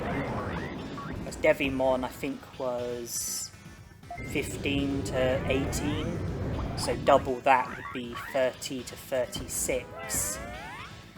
Here it's roughly 27 to 30, so my attacks against Metal Greymon, they're doing what they did against Devimon, plus probably an extra 80% maybe. So I was right. My attacks are doing more damage against Metal Greymon than what they did against Devimon, and I imagine that that's down to the fact that Metal Greymon has fire as a nature, and I think that Bubble is classed as an ice technique. And with a bit of practice, hopefully I'll be able to find a rhythm where I can get good timing, attack Metal Greymon at the right times, so that I'm attacking him while he's attacking, and so, you know, my attacks are damaging him. And, you know, with the superior damage and hopefully, you know, superior frequency of attacks dealing damage, this fight might be shorter than the battle against Devimon, and it might be easier.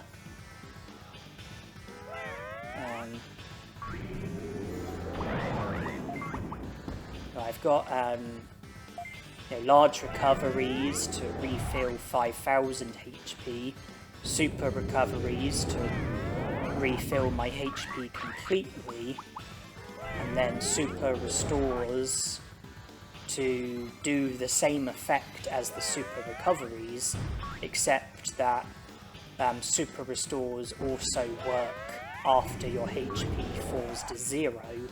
So even if my HP was to fall to 0, one super restore and my HP would be back up to 9,999.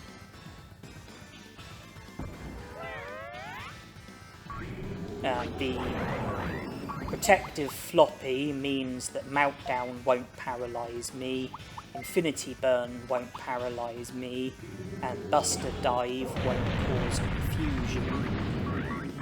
When it's Metal Greymon, Thunderbolt can paralyze, as can Megaton Punch, or Range Beam doesn't cause any status harm, so a protective floppy will be very worthwhile in the Machinedramon battle, as it was here in this battle with Metal Greymon and the previous battle against Devimon. Devimon had Megaton Punch and Megalospark, both of which can paralyze. Airdramon had Megalospark, which can paralyze, and then Confusion Storm, which has a high rate of causing confusion. Then there's Hurricane. I'm struggling to remember off the top of my head. Hurricane possibly has a very modest rate of causing confusion, or maybe it doesn't cause any status harm at all. I'm struggling to remember.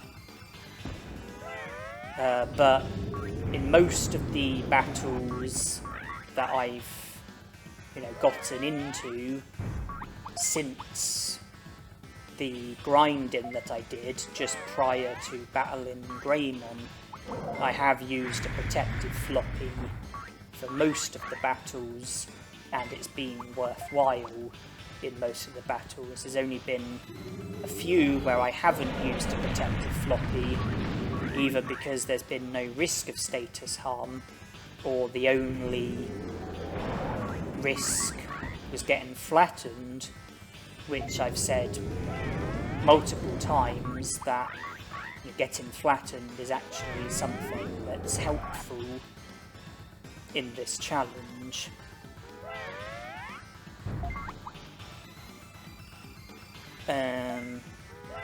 Megadramon, he has Giga Freeze, which can paralyze. He has Megaton Punch, which can paralyze, and DG Dimension, which I don't think causes any status harm. But a protective floppy will be needed against him to save us from paralysis.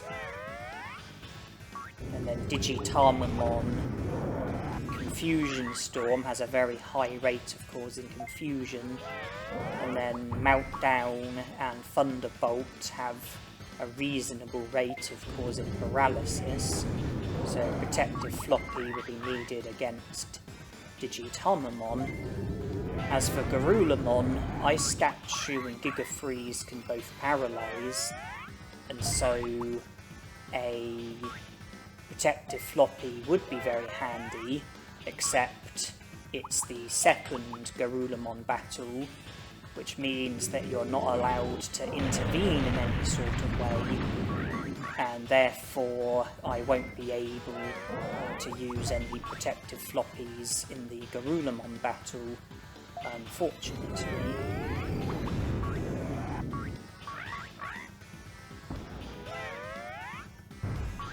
I'm happy with how this battle's going so far, even though I'm taking a lot of damage. The amount of damage that he's taken seems to be adding up, and his HP is not too much above 7,000. I think his HP at the start of the battle was 8,600. If I'm right about that, then it means we've already dealt over 1,500 damage. Do that another 5 times, and that's 7,500, and that'll be more than enough to defeat him. So it looks like statistically we're already more than a sixth of the way through the battle. 1,500 is a sixth of 9,000, but Metal Greymon's HP was less than 9,000. I think it was 8,600, so 1,500 is more than a sixth of 8,600, and we've done more than 1,500 damage, so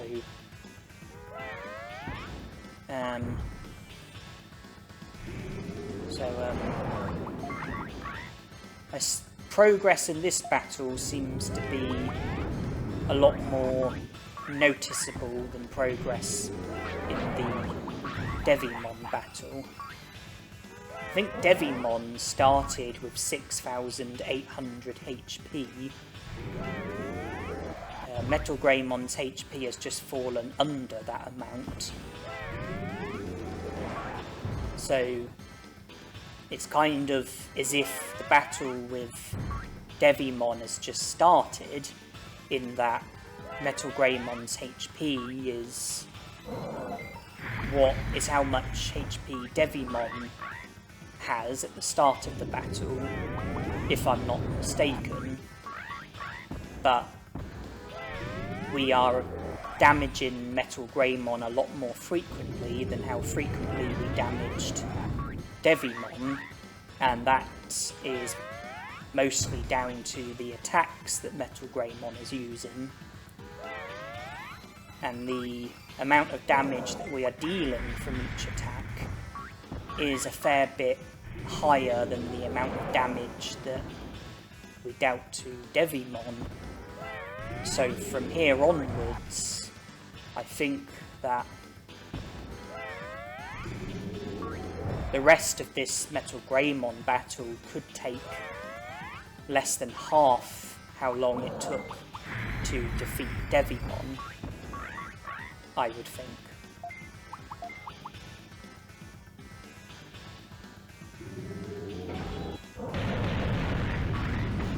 I am trying my best to refill my HP with super recoveries rather than large recoveries, and that's just because I think the large recoveries have more value in the battles against Machinedramon and Digitarmamon. Because if I'm against Machinedramon and I have, say, 2,500 HP and he gets a finish, there's a good chance that his finish would defeat me. And rather than use a super recovery and put my HP back up to 9,999, but only refill my HP by 7,500, because my HP would already have been at 2,500, so it only gets refilled by 7,500 if it goes up to 9,999, it would make more sense to use a large recovery, put my HP up to 7,500, but get the full effect of a large recovery, rather than get, like, a partial effect of a super recovery. I'm just thinking about trying to be as efficient as possible, try and be as least wasteful as possible. And in the battle against Devimon, it was quite easy for me to use a super recovery when my HP was well under 1,000, sometimes under 500 even. And so by using a super recovery, I was getting most of the effects. And here against Metal Greymon, I will,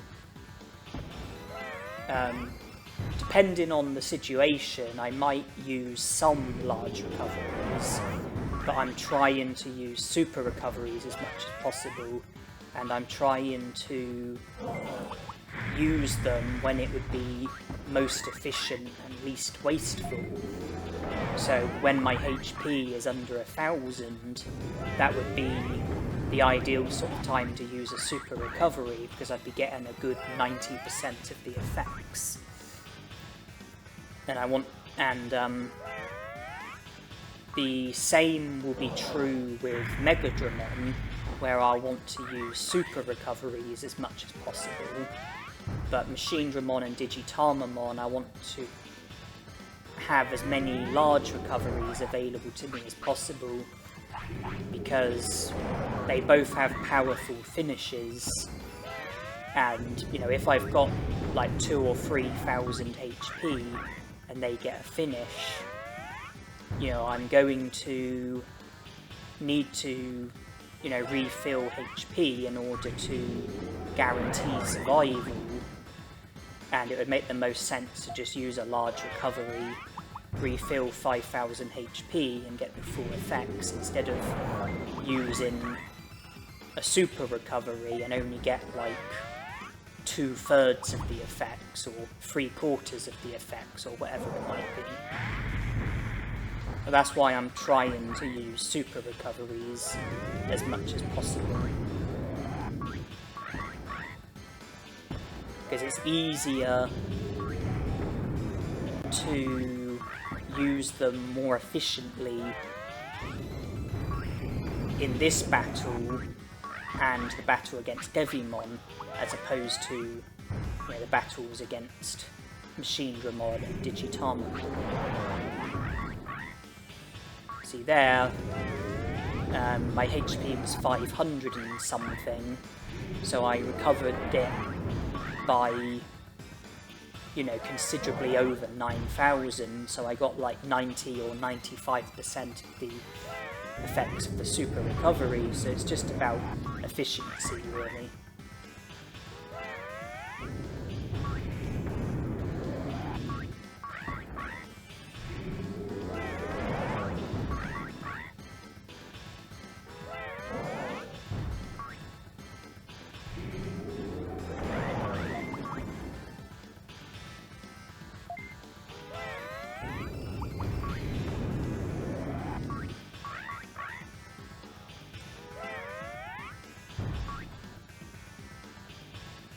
Trying to work out how far I am in this battle. I think a third of 8,600 is roughly 2,900. There's 2,900, 5,800, 8,700. I think that 2,900 is slightly over a third of 8,600, and so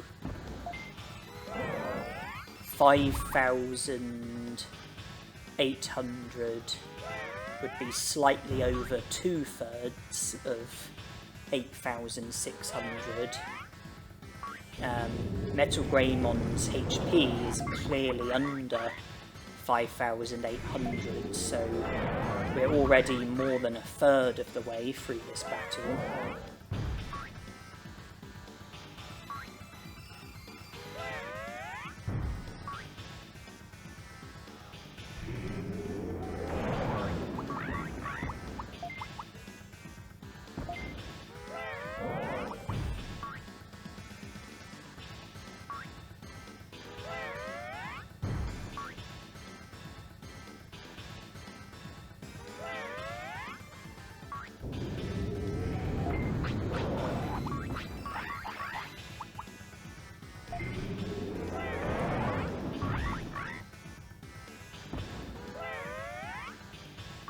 His HP's just fallen under 5,000, so naturally I'm very happy with how this battle has gone so far.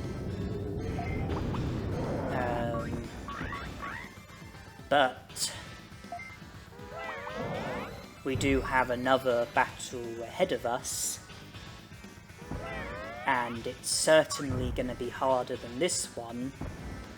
It might be harder than the battle against Devimon. I should think there's a good chance that it might be harder than the battle against Devimon.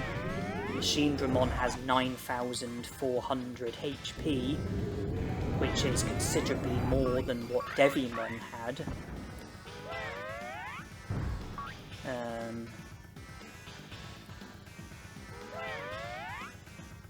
I'm trying to do the maths.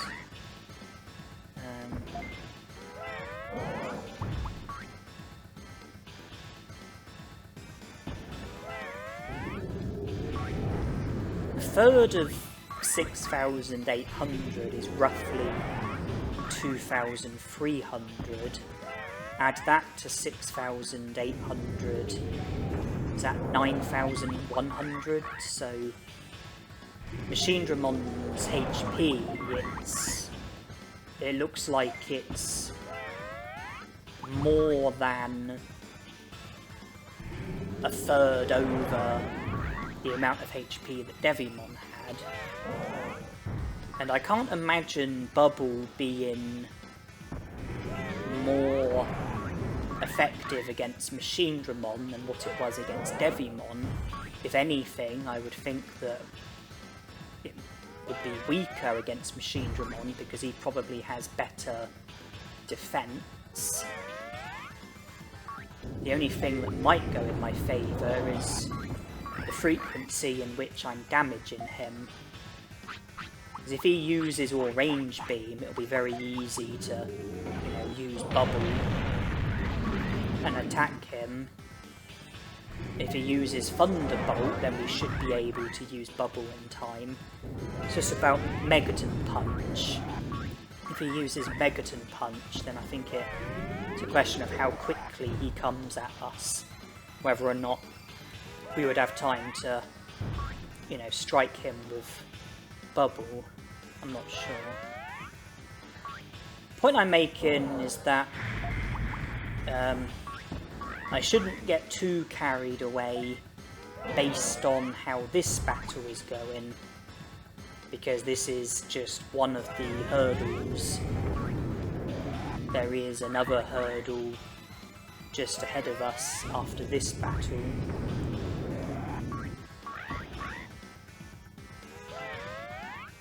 I believe we've just passed the halfway point, because his HP is just fallen under 4,300, which I think is half of 8,600, which I think is how much HP Metal Greymon started the battle with.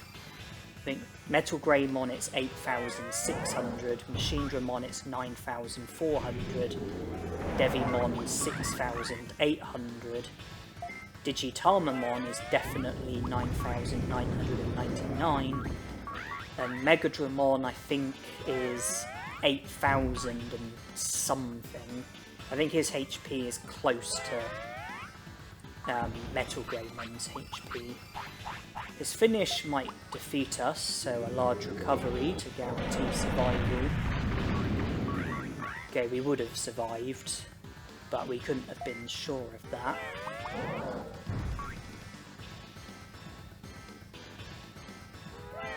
With the HP that I had, I thought that a large recovery was more justifiable than a super recovery.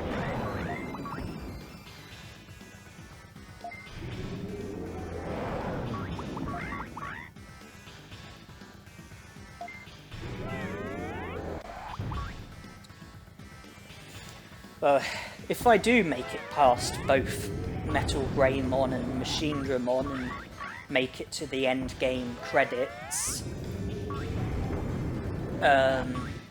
defeat the final boss, then unfortunately we're not going to get any respite, because the moment we return to the game, we then have to go straight to Mount Infinity, return to Mount Infinity straight away for even more battles, Megadramon and Digitalmamon. So, we're not going to be able to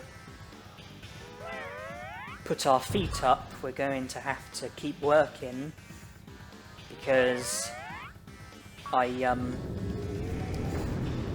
there are sort of like deadlines in my mind, one of them being that Tanemon will likely Digivolve once we've passed the point where it's been 24 hours since we Digivolved back from Tanemon to Sukamon. And also, I've got Garulamon in mind, and ideally I would like to be ready in time for Garulamon today, where I can challenge him where his HP is only half full to begin with, 2,100. I wouldn't want to challenge him when he's at full HP, and I wouldn't want to have to wait until a later day and then have the issue of Tanemon Digivolving and that completely sabotaging things. So, if we think about when Garulamon first shows up, I think it's 3 hours after midday, so 3 PM.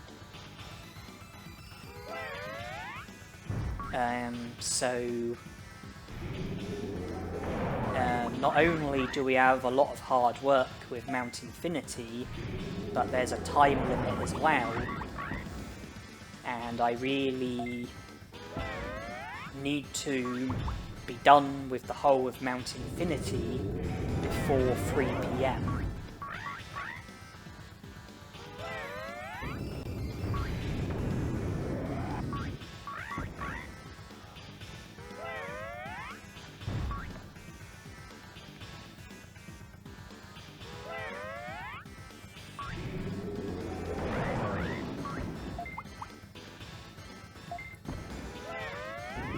I think it was 5 AM when we digivolved back to Tanemon, and we immediately returned to the city and battled Airdramon, and then made a start on Mount Infinity.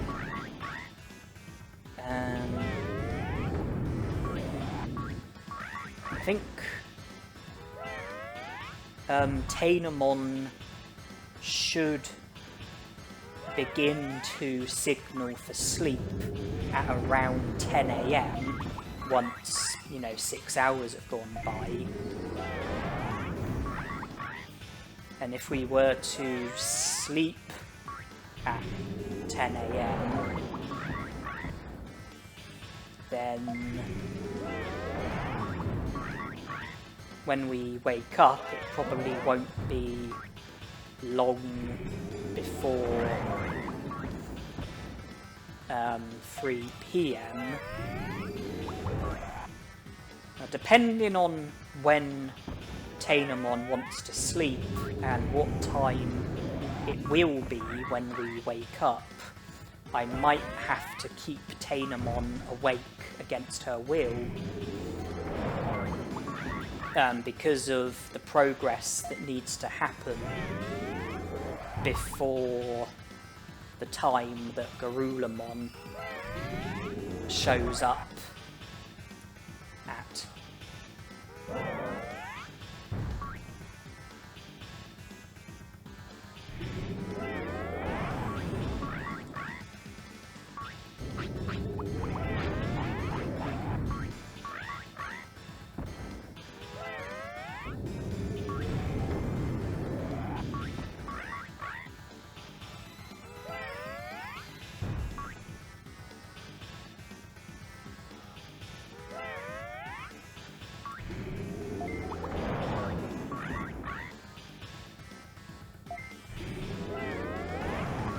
His HP has fallen to about a third. So we're about 2/3 of the way through this battle.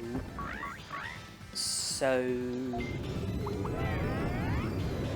the amount of time that it's taken for us to get from the start of this battle to where we are now,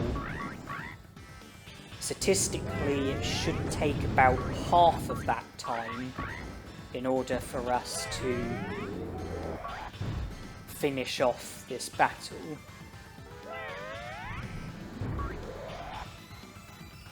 So all in all, it looks like, progress is looking good. I don't have too many complaints to make about this battle.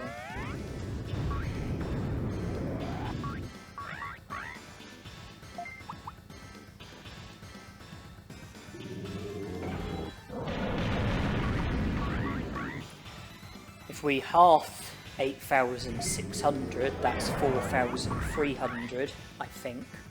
If we half that, then that's 2,150, I think. So when his HP gets down to 2,150, his HP will only be a quarter full. We'd be 3/4 of the way through the battle.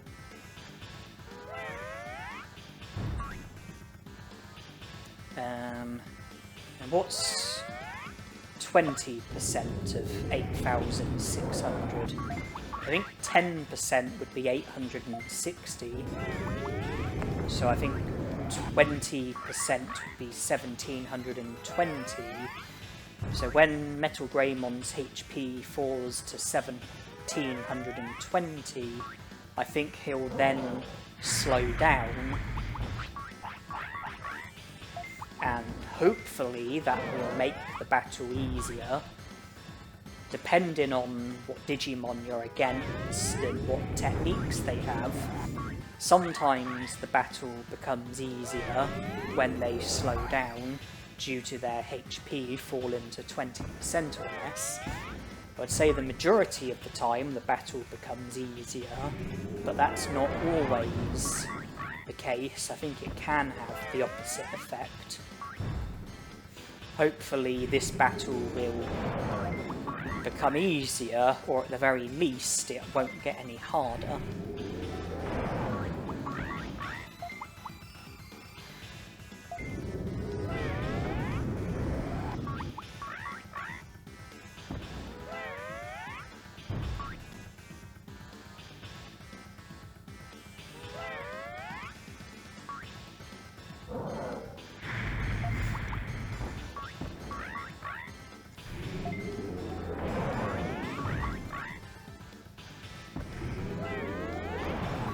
I think we've just passed the 3/4 mark.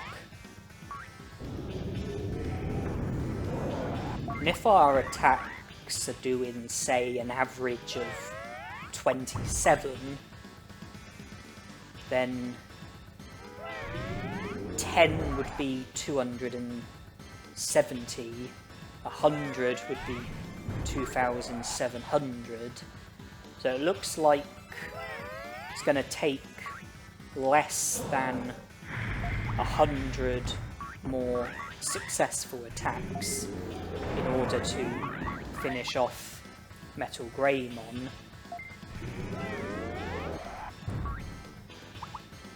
10 would be 270, 20 would be 540, 40 would be 1,080, 80 would be 2,160.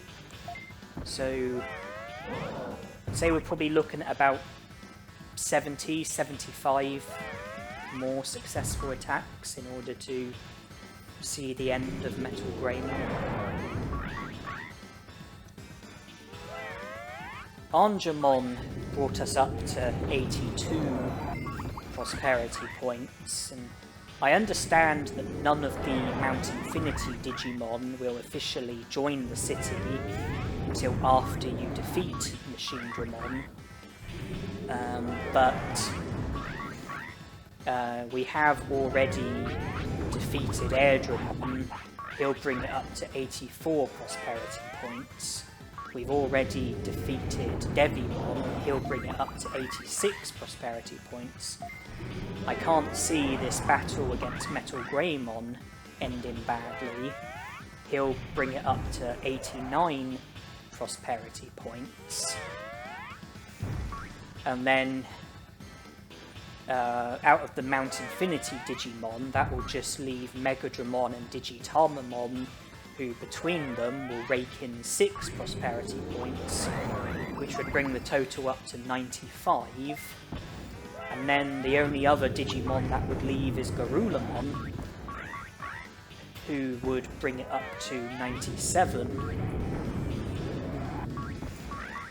So this challenge is going extremely well, and there really aren't too many more battles that need to be done. After Metal Greymon, there will be Machinedramon, Megadramon, Digitalmamon, Garulamon, so just 4 and a bit battles remaining.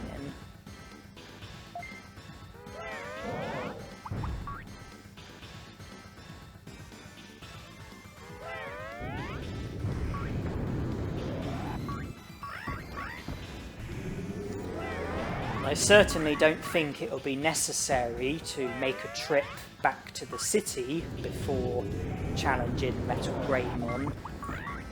I think we've got 99 super restores. We've got, I think, over 90 large recoveries. Our super recoveries, I mean, they're well over 50. So I don't think we'll need to return to the city to top up on items before challenging Machine Dramon. And I'm very pleased about that, because returning to the city and then having to come back here would consume time. Time is a limited resource, so I think it's fantastic that no return visits to the city look like they're going to be needed.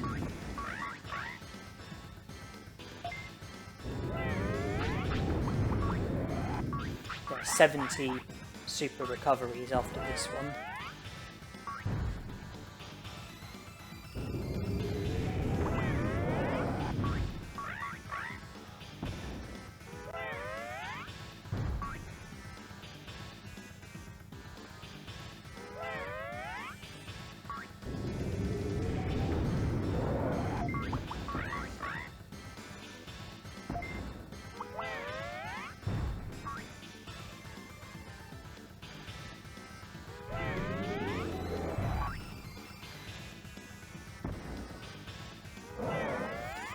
And as HP falls to a 3-digit number,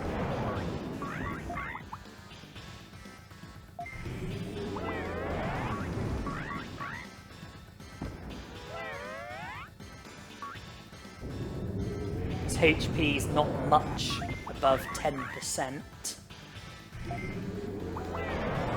if we're averaging at 27 damage per attacks, then 10 would be 270, 20 would be 540, 30 would be 810, so we're looking at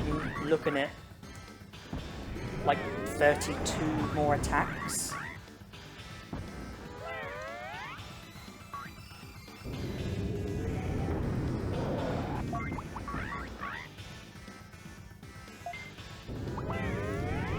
I would say it's now less than 30 successful attacks until Metal Greymon is defeated. Its HP is now under 10%.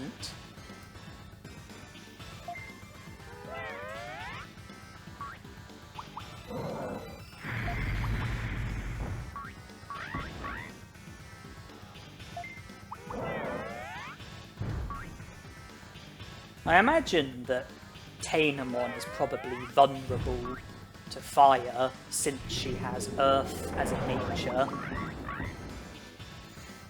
I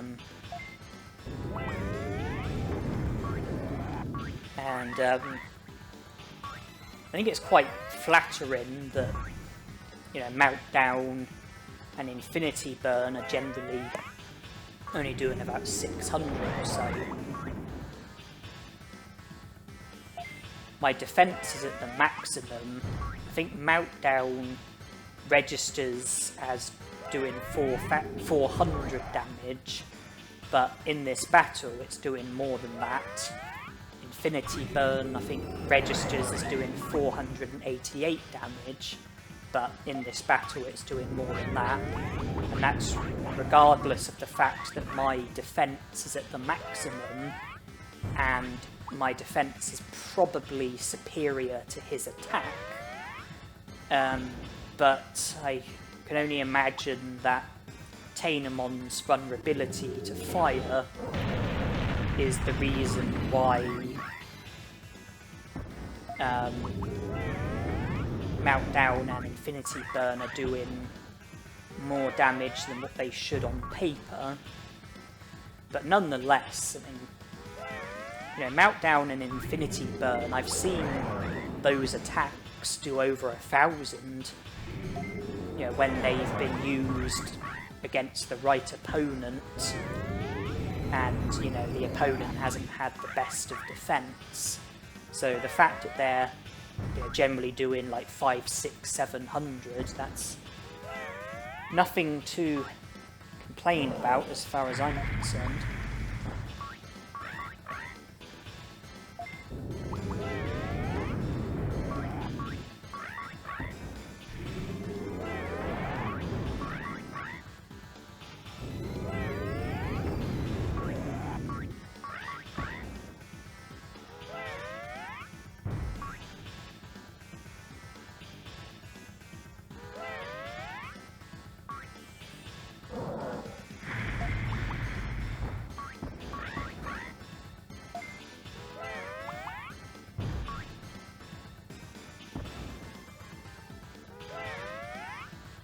Say we're less than 10 attacks from being done.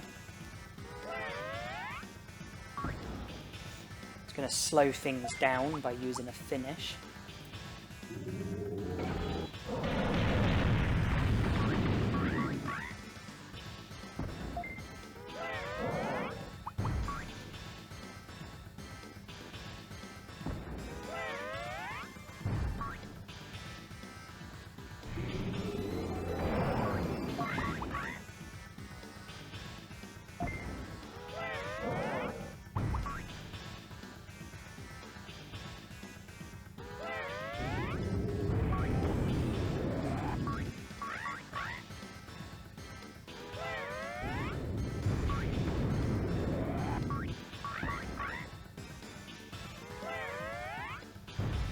HP falls to a 2-digit number.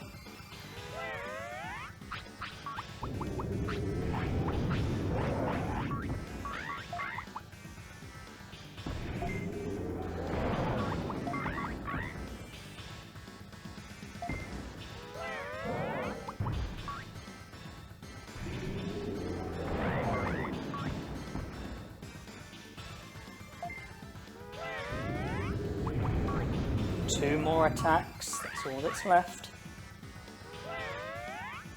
One more.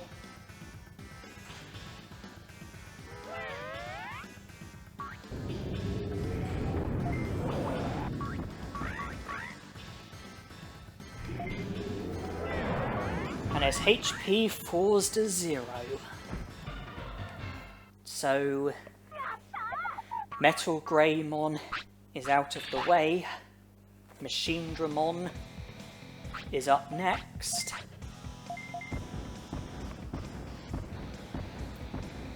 And all we have to do is defeat him in order to make it up to the end game credits.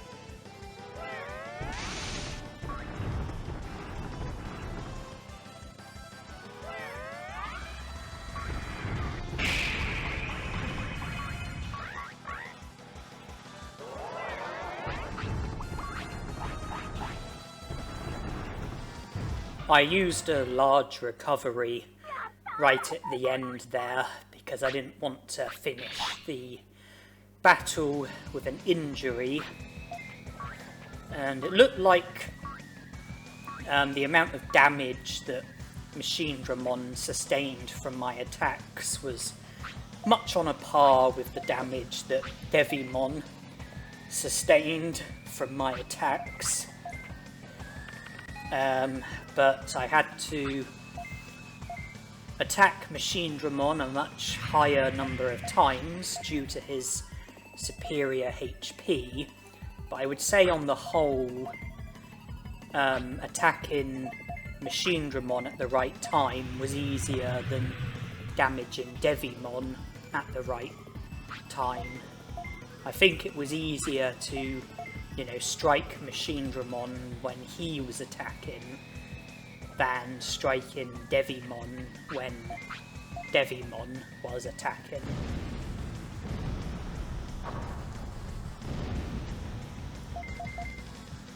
So I think I was, damaging Machinedramon more frequently than I damaged Devimon. I'm back in the city with 89 prosperity points, and apart from Digimon, Airdramon, Dramoldramon, Greymon and Leomon, the only Digimon within sight are Baby and In-Training Digimon, and that's including my own Digimon, Tanemon. I do wonder if you had like a Koromon or a Tokamon at this stage, then would there be like 2 Koromons or 2 Tokamons on screen? Probably, I would imagine. Now, before pressing X, where it said I'm back, I ran to the waterfall. Reason for that is because the clock wasn't ticking when the text box was up saying I'm back. And when you press X, it then goes to other text, and then when the text goes away, the clock starts ticking again. And I, ran to the waterfall before pressing X because I wanted to travel as far as I could travel before pressing X and having the clock start ticking again. So by running to the waterfall, by the time the clock started ticking again, I was just a bit further, a bit closer to Mount Infinity, so I just enabled myself to get ahead of time by a little bit. But Tanemon does now want to sleep, and it's 11 AM, I think. And I think In-Training Digimon sleep for 4 hours. That would take us up to 3 PM, I believe, which I think is when Garulamon first features at Friesland for the rematch. But before that, I've still got Megadramon and Digitamamon ahead of me. Therefore, I'm in a position where I'm currently unable to let Tanemon sleep, and I have to keep her awake against her will because of progress that needs to happen between now and 3 PM.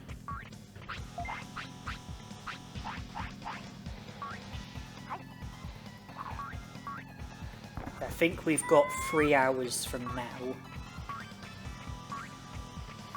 We have to make it up to where Megadramon is, battle him, and then from there go to where Digitamamon is, battle him, and then return to the city.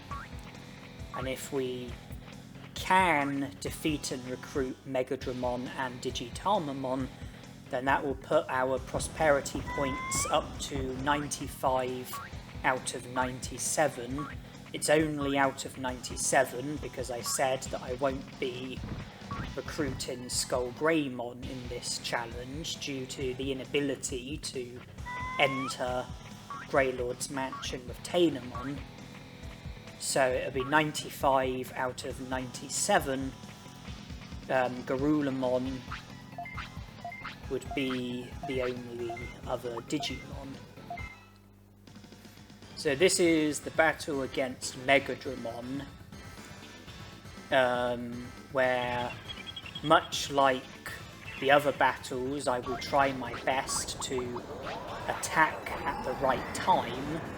Attack when Megadramon is attacking, so that my bubble strikes Megadramon while he's in the process of doing an attack. That way my bubble will damage him.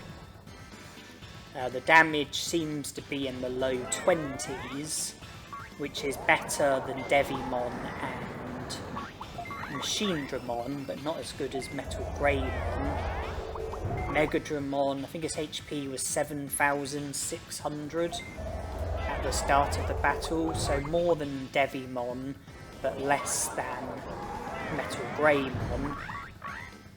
The frequency of me damaging Megadramon will probably be better than when I was against Devimon, but probably not as good as when I was against Metal Greymon. The protective floppy means we won't have the issue of any status harm, and I'm surprised by how few items I've used.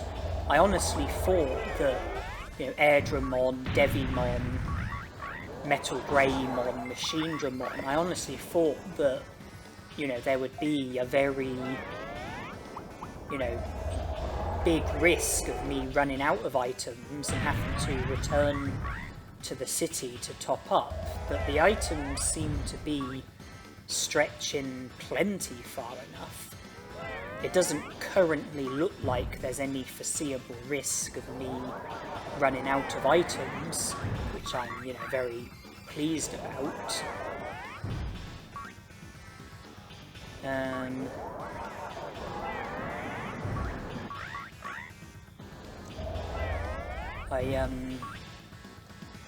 But focusing on this battle, so you can probably already see, what my tactics are, what my techniques are. Just try to attack at the right times.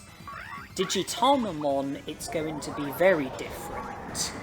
Digitalmamon has 9,999 HP, and probably superior stats to any of the Digimon that I've battled so far in this challenge, Machinedramon included. With Digitalmamon, if I was to try and defeat him by doing what I'm doing against Megadramon, just attack Digitalmamon as much as possible, damage him as much as possible, then I anticipate that it would take a very long time to defeat Digitalmamon because of his HP and his overall stats and how feeble Tanemon's bubble attack is. I anticipate that trying to defeat Digitalmamon would be a very thankless task, and so the techniques that I'm going to have against Digitalmamon are very different to any techniques that I've demonstrated so far. I actually want Digitalmamon's finish gorge to fill up as quickly as possible, and when you're against an opposing Digimon, what causes their finish gorge to fill up most quickly is attacking you with their techniques, as well as them blocking your attacks. So if Digitalmamon was to, frequently hit me with Thunderbolt, Meltdown and Confusion Storm, then that would fill up his finish gorge. If he was to block my attacks, then that would fill up his finish gorge. If I was to attack him not when he would get damaged by it, but when he would block it, that would, you know, fill up his finish gauge. So when he's attacking, if I was to just stay still and take the blow and only attack him if I think that he will block it, that will result in his finish gauge filling up. And that's actually how I plan on defeating him most quickly. When Digitamamon uses his finish, Nightmare Syndrome, there's about a 50% probability that it will hit him instead of you. So if Digitamamon's finish gauge fills up as quickly as possible, then he will get a finish, he will use it. There's a 50% chance it will hit me, 50% chance it will hit him. And after his finish, if his finish gauge continues to fill up as quickly as possible, then the more finishes he will get, the more finishes he will use. And statistically, half of his finishes should hit him and half should hit me, and the amount of damage that he will sustain from his finish hitting him is far greater than the amount of damage that he would sustain from me damaging him with my attacks. So the plan against Digitamamon is to fight him in a way where his finish gauge will fill up as quickly as possible.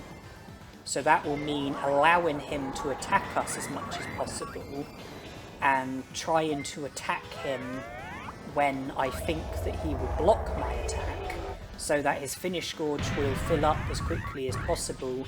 He will use more finishes. The more finishes he uses, the more that should hit him. If he uses 2 finishes, then 1 should hit him. If he uses 10 finishes, then 5 should hit him.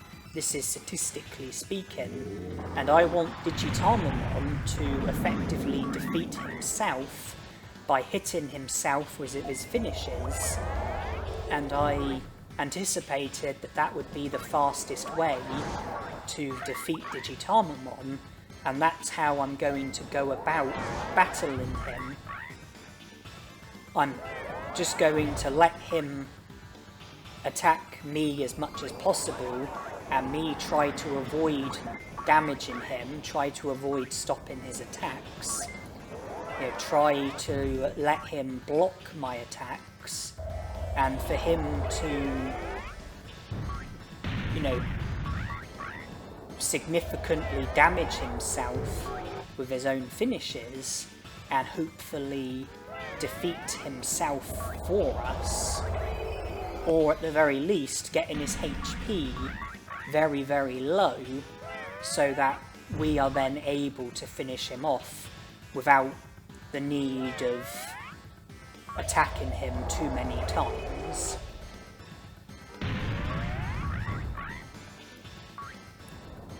So this is how I'm battling Megadramon, and I've told you how I will battle Digitamamon.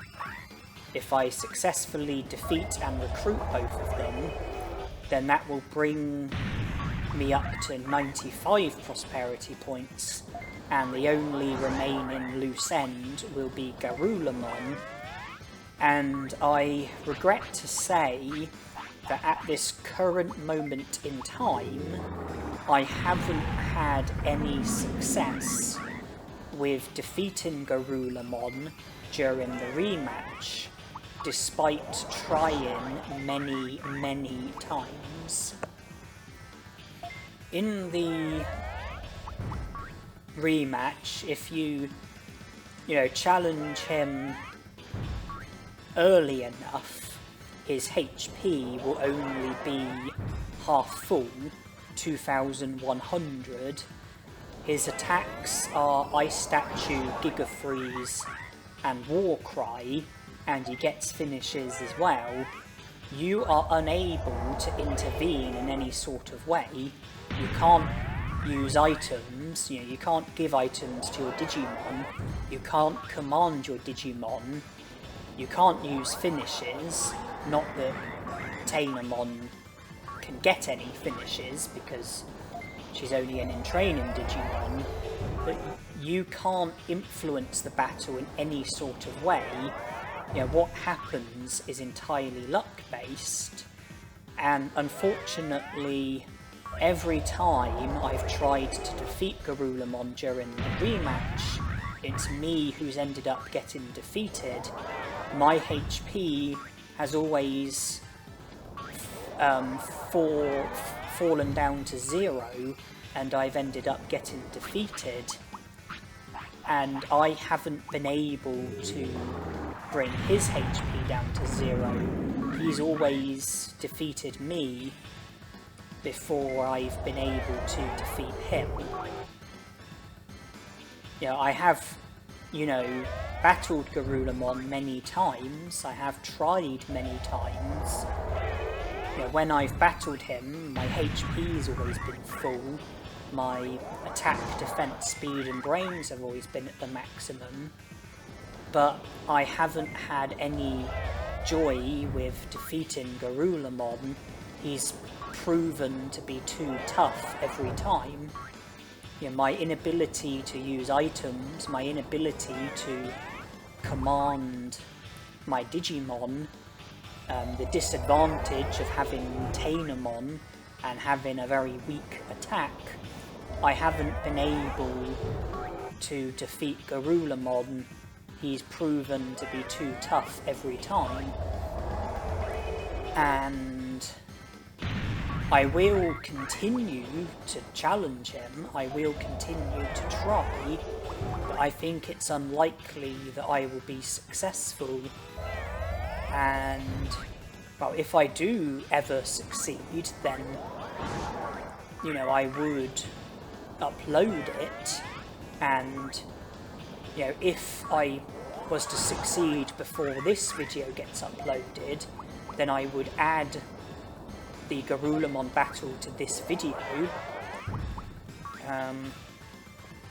If after this gets uploaded I succeed later on, then I would upload a 4th part, which would contain the Garulamon battle. But I don't think I'm going to be successful, and I'm just basing that on the number of tries that I've had, and how badly the fights tend to go, how badly I tend to lose. I think that it probably is possible to win against Garulamon, but it's extremely unlikely, and you would have to get incredibly lucky. You would have to attack at the right times so that you stop his finishes, or at least as many of them as possible. You would have to hope that he won't do War Cry, or if he does do War Cry, then he doesn't do it until very late into the battle, so that the benefits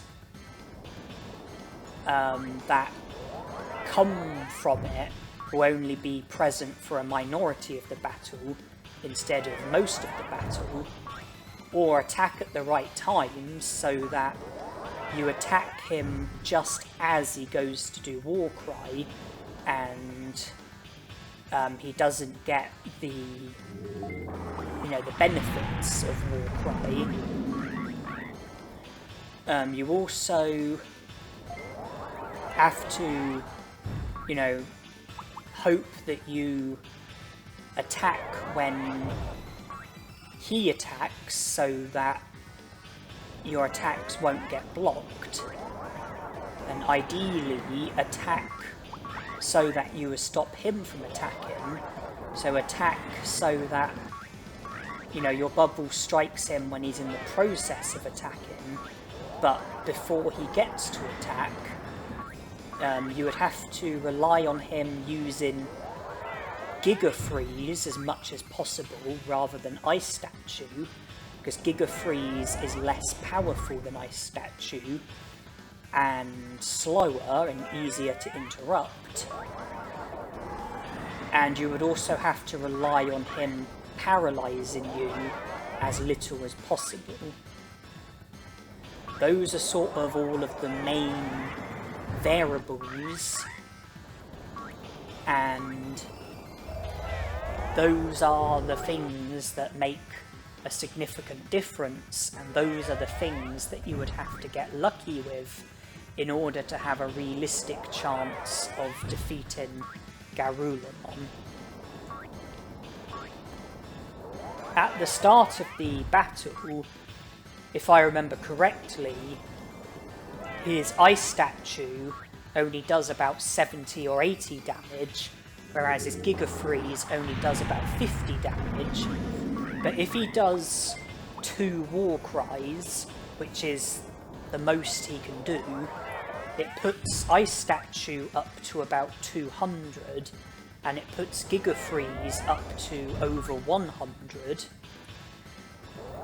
And his finish tends to do between 1500 and 3000.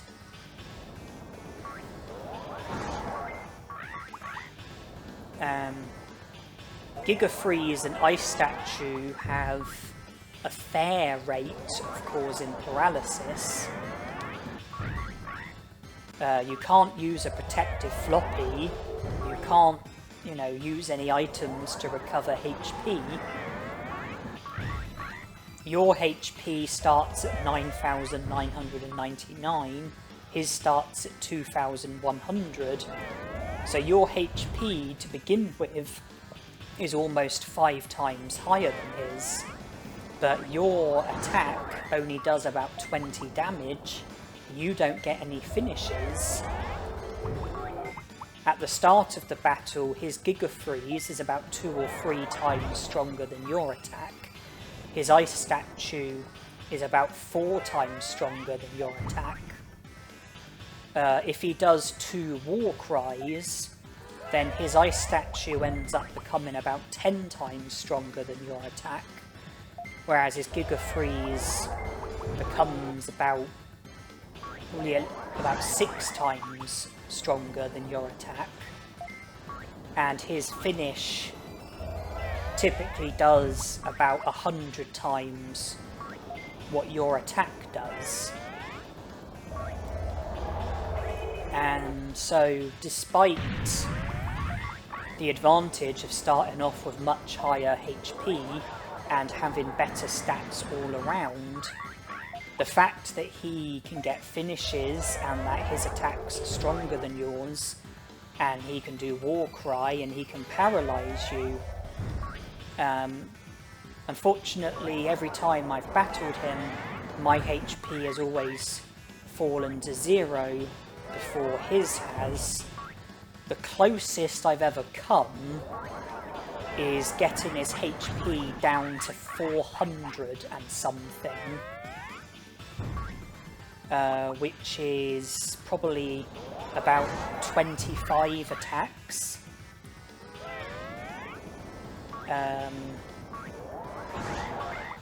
So, even though I've tried loads of times, I've not had any joy yet. As I'm adding this commentary, I haven't yet successfully defeated Garurumon in this challenge, and I'm not hopeful that I will succeed. I think it's unlikely that I will be successful, and that 95 prosperity points is the most that I will be able to achieve. I'm currently at 89, and I'm currently battling Megadramon, as you can see for yourselves.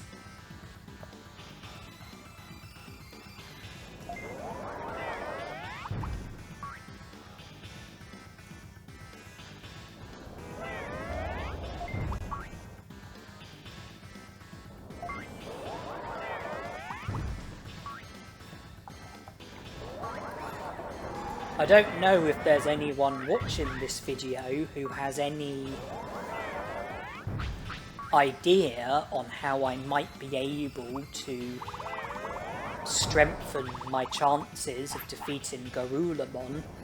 If there's anything that I'm overlooking that might help, if there's anything that might make Garulamon more beatable, make the battle more winnable, but I can't think of anything. I don't think you are able to have any sort of impact on the battle. You just have to rely solely on luck. And apart from going into the battle with full HP and maximum attack, defense, speed and brains, and challenging Garulamon when his HP is only half full, I can't really think of anything else that could be done in order to give me a better chance of winning.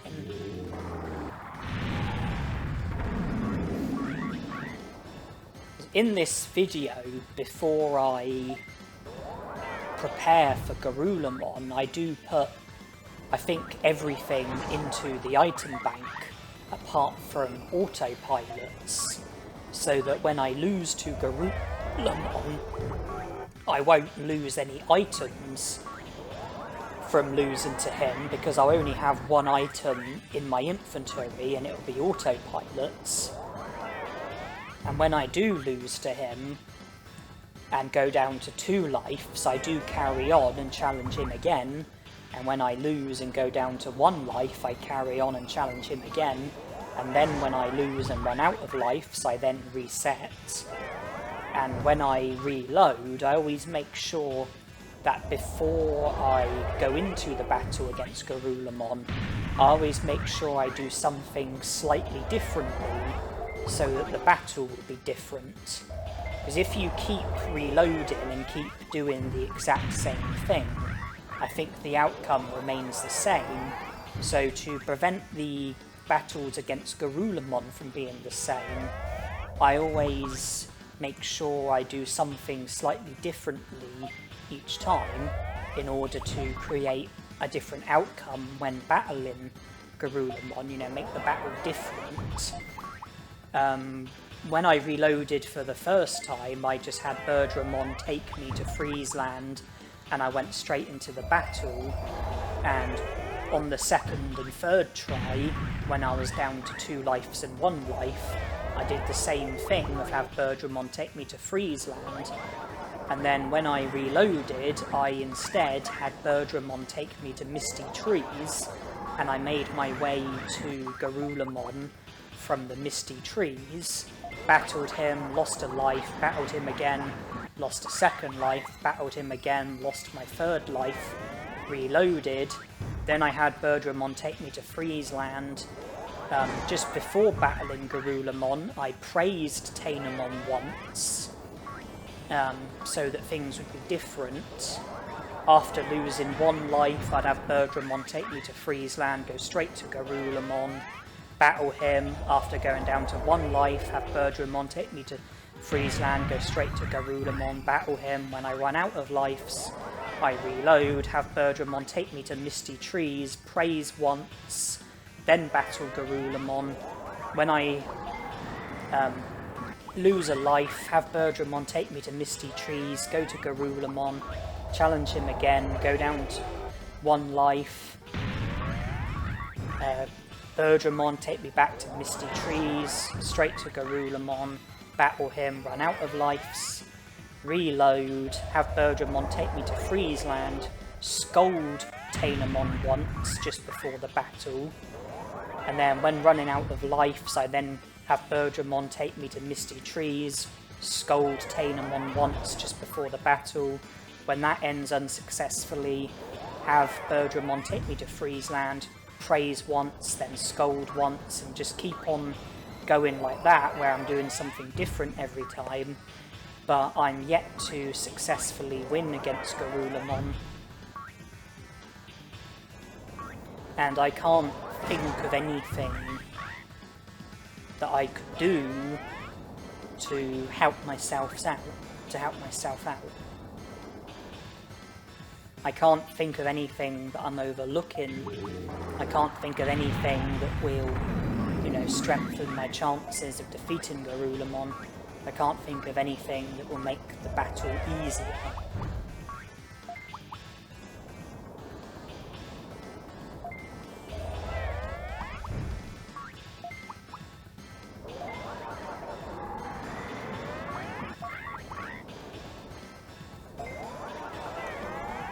I did, anticipate that Garurumon would prove to be a tough one, and that's why I left it until last, because I wanted to see to the stuff that I thought would be more achievable before moving on to the thing that I suspected I'd have the most difficulty with.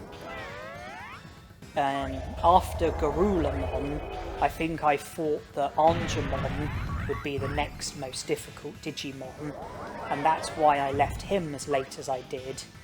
I left him until just before Mountain Infinity, and I would say that Angemon, well, out of the Digimon that I successfully recruited, I would say that Angemon was the most difficult. If we include the Digimon that I haven't successfully recruited, then I would say Garurumon is the most difficult, followed by Angemon. We won't include Greylord's Mansion, because that's not something that I've tried. But I left, Garurumon until last because I thought he'd be most difficult, and I would agree with that. I think I was right to think that. I left Angemon until late because I, thought I'd have a hard time with him, and I did, but I was successful. And then I did Mount Infinity after Angemon, with the intention of trying Garurumon after Mount Infinity, but I wasn't successful with Garurumon.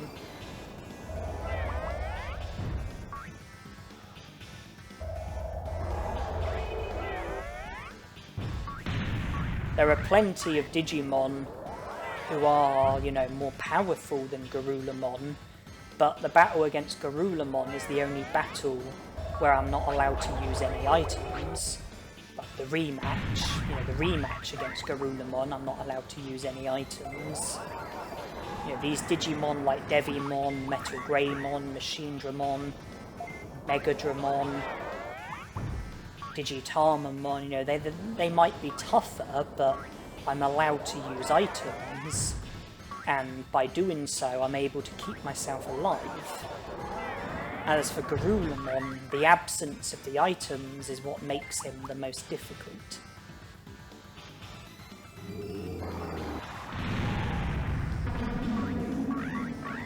And the reason why Angemon was the second most difficult is because of those random Digimon running out of MP, and then it becoming very hard to successfully attack them. It became very hard to strike them with my bubble in a way where it did damage.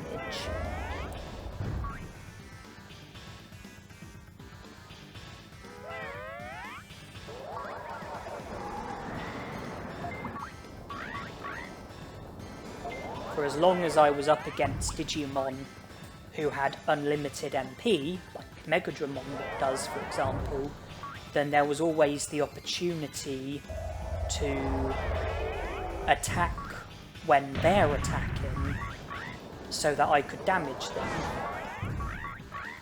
But in Friesland, that opportunity went out of the window after a little while.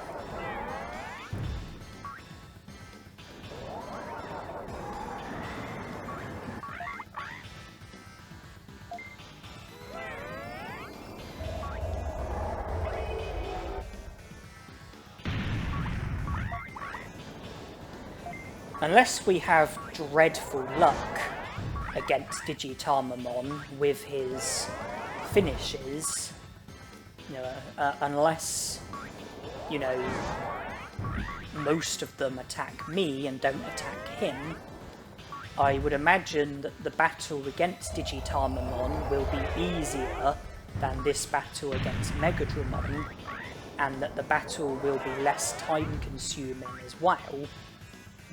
So I think, you know, Megadramon is the tougher of the two Digimon who are remaining in Mount Infinity. Megadramon's HP isn't much over a third. I think his HP started at 7,600. 2,500 would be a third of 7,500. So 2,500 I think would be a bit less than a third of 7,600.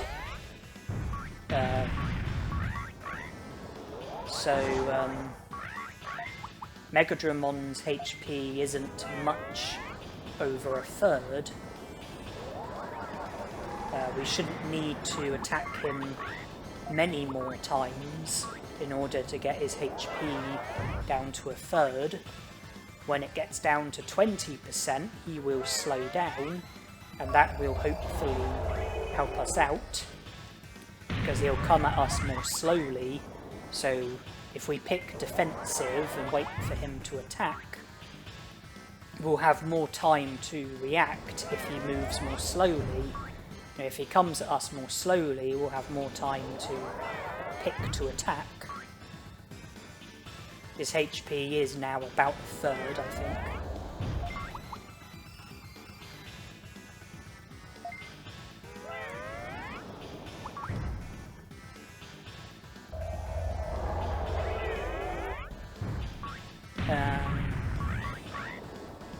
If his HP was 7,600, then 20% I think would be 1,520. So we're getting closer to him slowing down, which will hopefully help us out. But there really isn't much of this challenge left. This Digimon World Tanemon Solo challenge, where I aimed to earn as many prosperity points as possible while only using Tanemon, with the exception of when alternative Digimon were partially needed for certain bits, like the moving of the boulder in the lava cave, getting the door unlocked in Toy Town, triggering Greymon and Airdramon. You know, apart from a few bits where an alternative Digimon was partially needed, I only used Tanemon. And when other Digimon were partially needed, I made sure that their use was restricted to the absolute minimum, and that I used Tanemon for as much as I could use her for. I can't think of any battle where I used an alternative Digimon. I can't think of a Digimon that I defeated while using any Digimon other than Tanemon. I know I had Numamon as my Digimon when I recruited Frigimon, but the first half of that recruitment was done when I had Tanemon as my Digimon, and the second half couldn't be done with me having Tanemon as my Digimon. I had Numamon move the boulder in Drill Tunnel, but the battle against Trimoljamon before the moving of the boulder was done with Tanemon, and the battle against Miramon after the moving of the boulder was done with Tanemon. I used Muncymon and Sukamon to create the opportunity to battle Greymon and Airdramon, something that couldn't have been done with Tanemon, but the battles themselves were done with Tanemon.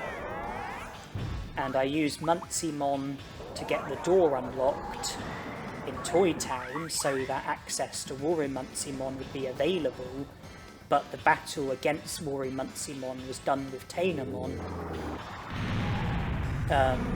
Greylord's Mansion I decided not to do, since I think that I'm unable to do any of it with Tanemon. I think that it's not a case of an alternative Digimon being needed for some of it, but an alternative Digimon being needed for all of it. So it wouldn't be a case of an alternative Digimon being partially needed, but being wholly needed.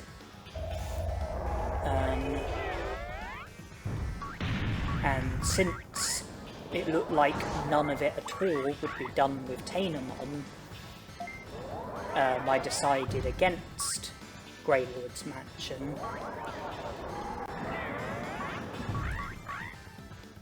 And even if I can't defeat Garulamon with Tanemon, I won't use an alternative Digimon to defeat Garulamon.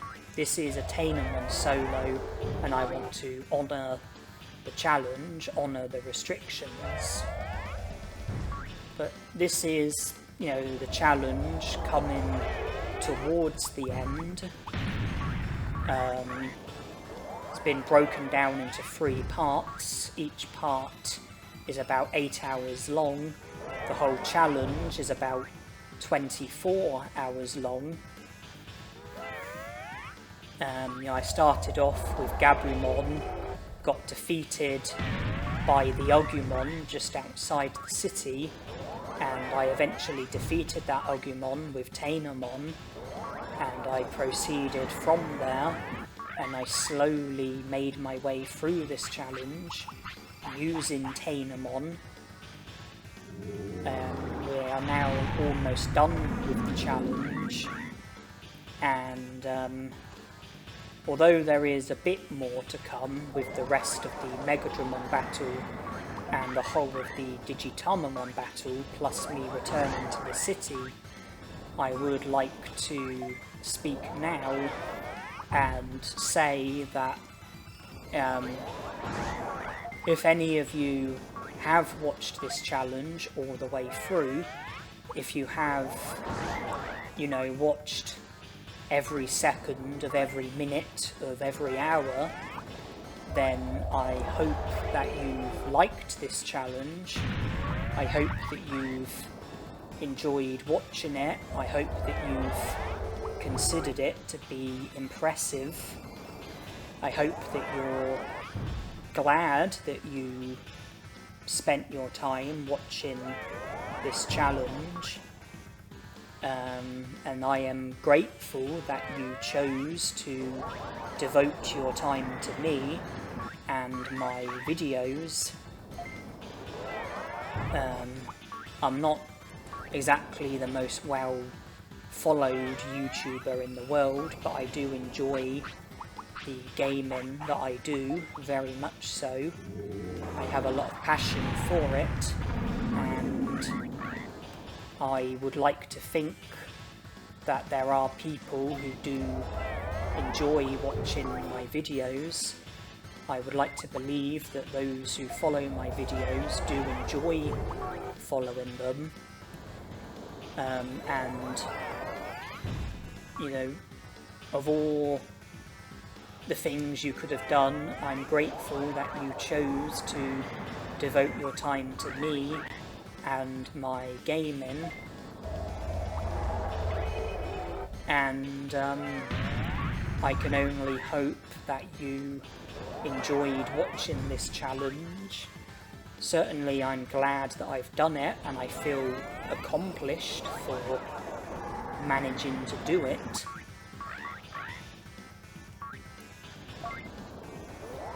And if you do have anything to say, any thoughts to share, any feedback to give, then I would be delighted to hear from you, and please do comment on the video and tell me what you thought. I am, open to any feedback, be it positive or negative. They're both important, they're both valuable. Positive feedback is flattering, it's reassuring. It's nice to hear people say that, I liked X, Y, and Z, and I thought that, you did X, Y, and Z in the correct way. It's reassuring to get positive feedback, but it's also helpful to get negative feedback, because if there's anything that I could have done better, if there's any way that I can improve, if there's something that I'm not doing as effectively as I could, then I would be very, grateful if you could bring this to my attention, because I need to, hear negative feedback in order to be aware of any potential improvements that could be made. So if you've got any feedback, regardless of whether it's positive or negative, then I would be very grateful if you could share it. Thoughts on this challenge, thoughts on this game, thoughts on my videos, thoughts on me individually, whatever you have to say, I would love to hear from you.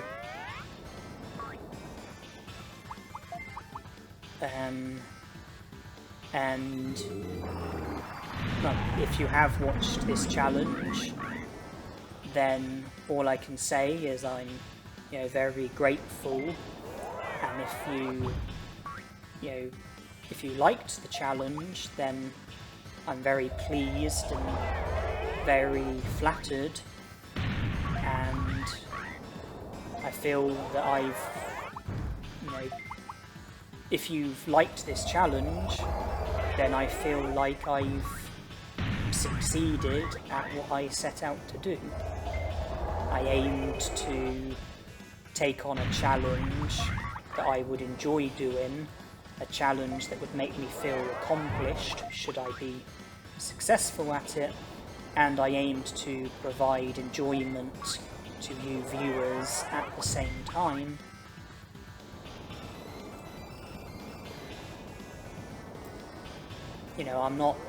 I'm not the best in the world, I'm not the most followed, but I am very passionate. I do try my best,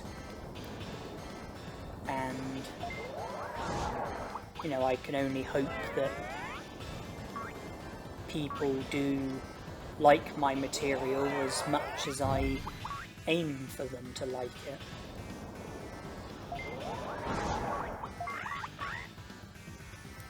There isn't really much more on that I can say.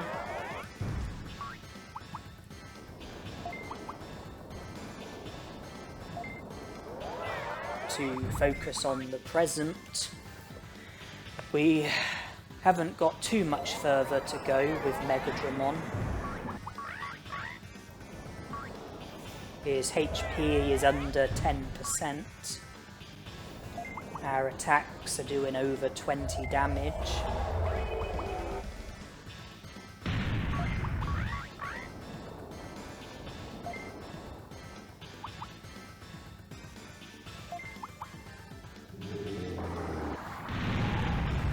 If our attacks were doing an average of 20 damage, then 10 would do 200 damage, 20 would do 400 damage, 30 would do 600 damage, but our attacks are doing over 20 damage, so 30 would do more than 600 damage. Let's say that we're doing an average of 24 damage, then 20 attacks would do 240, or 10 attacks would do 240, 20 attacks would do 480, 30 attacks would do 720, so we are definitely nearing the end of this battle against Megadramon.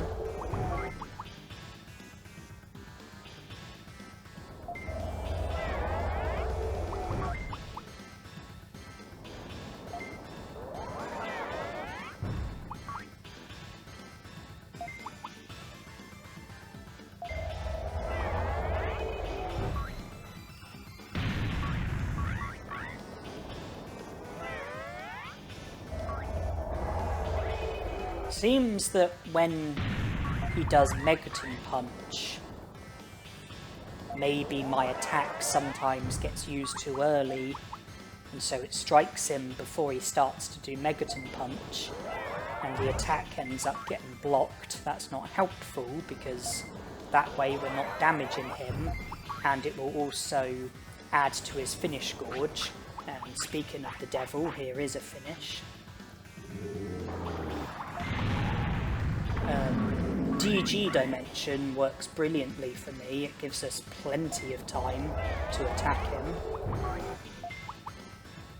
And Giga Freeze, well, it's better, well, for me it works better than Megaton Punch. But I'd say DG Dimension is the ideal attack considering the way that we're fighting.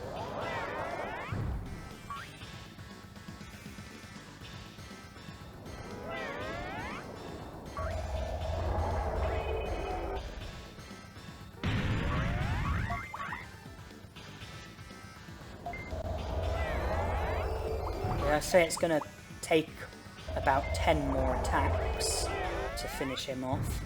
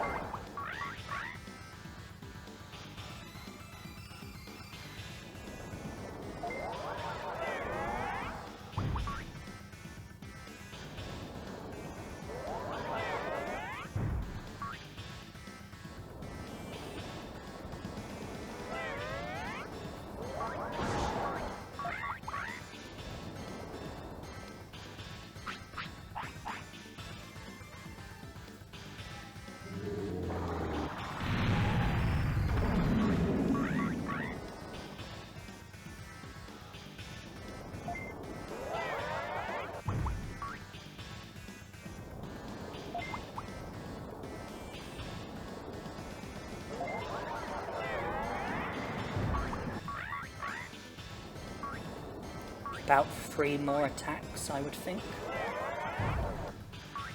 About 2 or 3 more.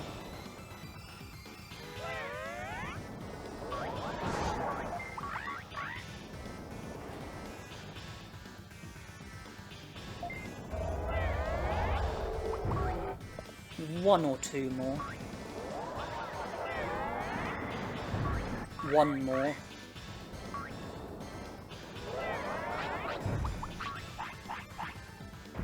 Large recovery to prevent injury. We are now up to 92 prosperity points. There won't be a pop-up saying that Megadramon joins the city, but he has joined the city. Yeah, we've got the prosperity points for him. We're up to 92. all that's left in Mount Infinity is Tanemon. We have to continue to keep Tanemon awake, unfortunately. It makes us a bad tamer, but we don't really have any choice.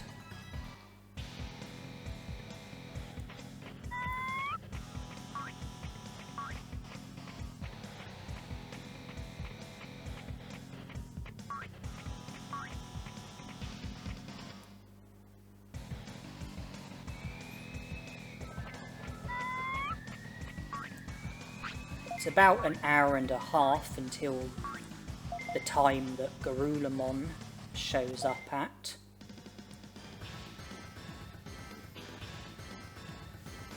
So we're just about cutting it when it comes to time. Protective Floppy to save us from status harm. But I don't really want to attack when he's attacking, because even though he will damage me,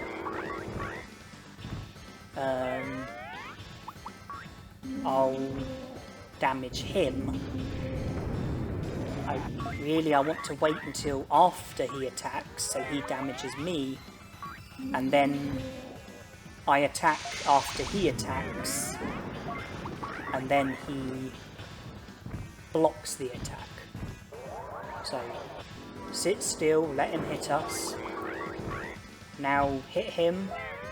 Good, he blocked it, that's what we wanted. Let him hit us again.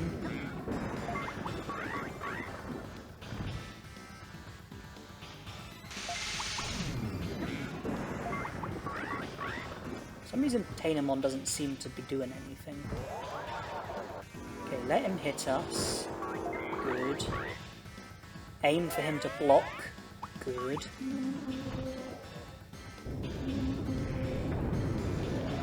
He hits us again. Hopefully he'll block again. Good. And now he's got a finish. And we have to hope that it will hit him and not us.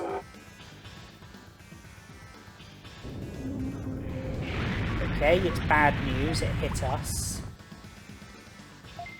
But we've got plenty of HP recovery items to keep us alive, so we'll just have to repeat the process and try and get him a full finish gorge as quickly as possible so that he can use another finish, and hopefully it will hit him and not us. This is quite a good rhythm. We defend, he attacks, we get hit, that will help boost his finish gorge. When we get back up, we attack with Bubble, he blocks. That will help his finish, he attacks again, and there's another finish. We just sort of need to keep going like this. This is the most effective way of filling up his finish gorge, I would think. That time it hit him, very good, 1650 damage. If we were to attack him with our bubble, then it would probably take about 100 attacks to do that sort of damage. So that was like 100 attacks all in one go.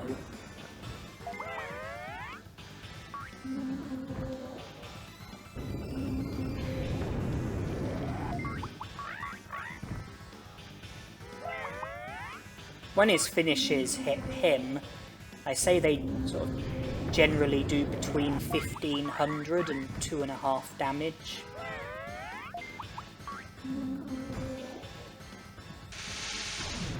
They seem to do more when they hit us. Maybe that boils down to the fact that we're an In-Training Digimon and he's an Ultimate.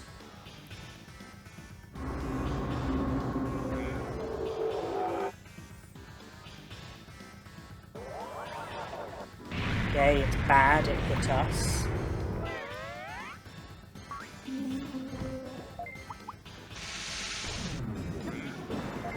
But we just have to keep going. You know, the finishes can't all hit us. You know, statistically, it should be 50-50.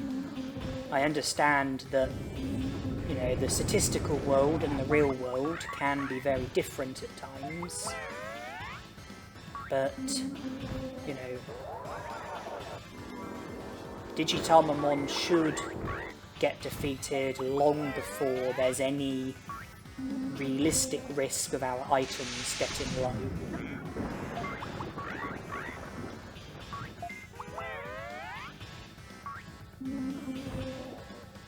There's another finish.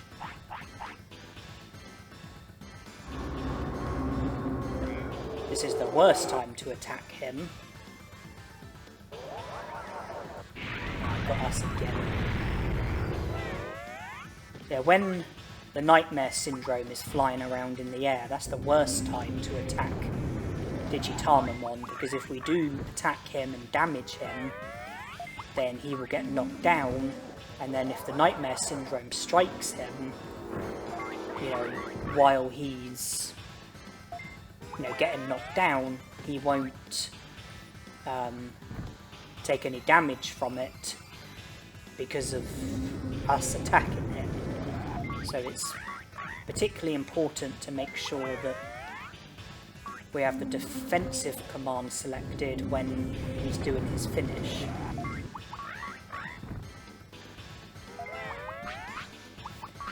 He's had 4 finishes so far. 3 have hit us, one's hit him.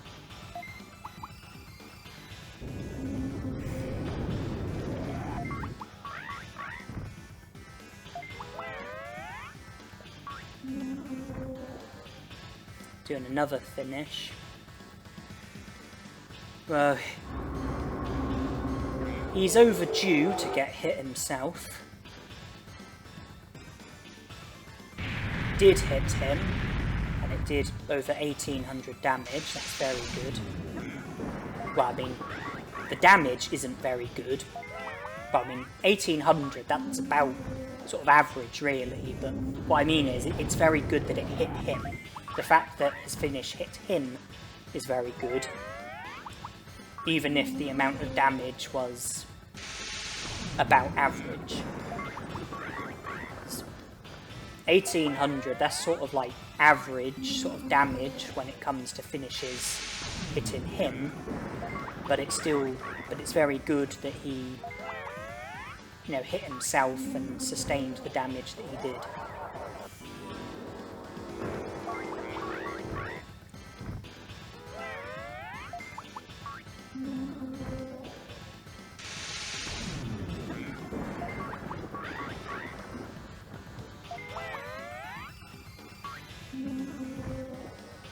Here's another finish. It's currently 3-2 in his favour, so it would be most fair if this one strikes him, make it 3-3. But it didn't. It's now 4-2 in his favour.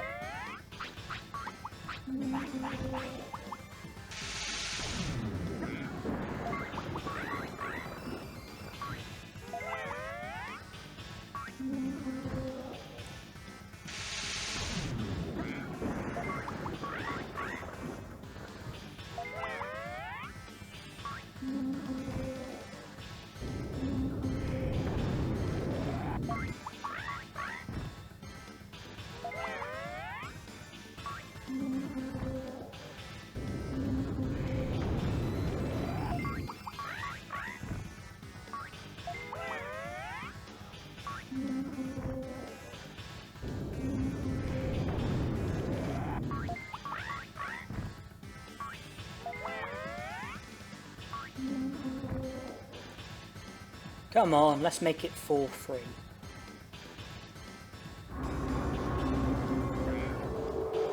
And it'll still be in his favour. Good. And his Confusion Storm didn't seem to damage me. I only assume that was down to his finish hitting him.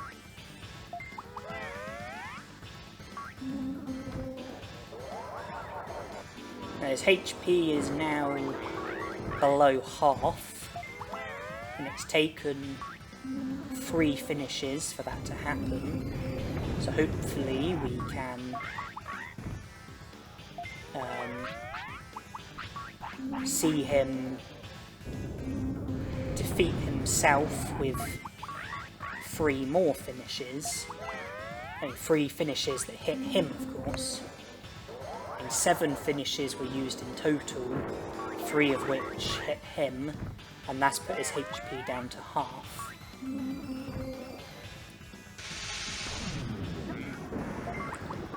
So hopefully we'll only need him to get hit by 3 more of his own finishes in order for him to get defeated. Oh, that was fantastic! 2,748. It is actually possible for him to get defeated with just 1 more finish. The score is 4-4, so it's all balanced out, which is fair, but it's possible that might only take 1 more finish in order for him to get defeated.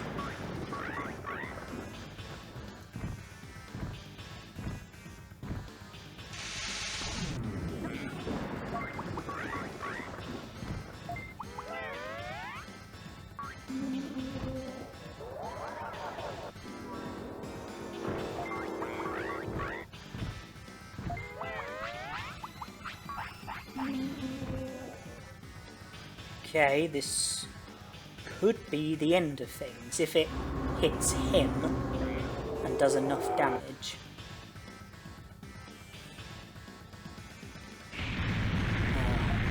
Oh, it did hit him, but the damage was very low.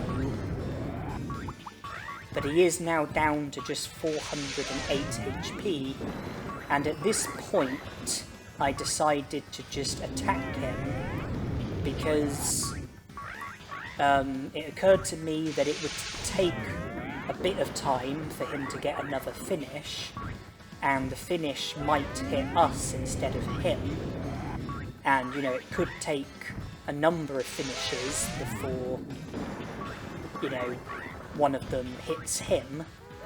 So I decided that since his HP was so low, I would just attack with the intention of damaging him in order to lower his HP.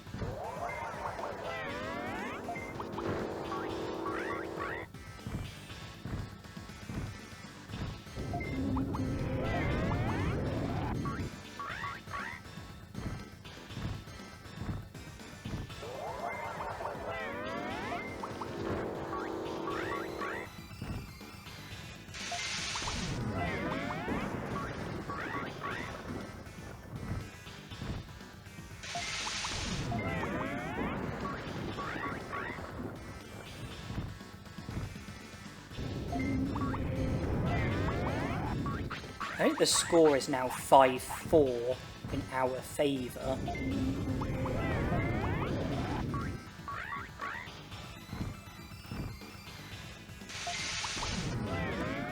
HP falls to below 100. He gets another finish. Well, I take the view, you know, hold tight. If it hits him, he'll be defeated. And that's what happened. I thought to myself, hold tight, if it hits him, he'll get defeated. If it hits me, then it will only take a handful of more attacks in order to finish him off. So I thought, you know, stand still, see what the finish does. Either it hits him and we're all done, or it hits us and then we attack him a handful of more times, and then he will be defeated. But the finish hit him, that's him defeated, he's joined the city. We're now up to 95 prosperity points. The only remaining loose end is Garulamon.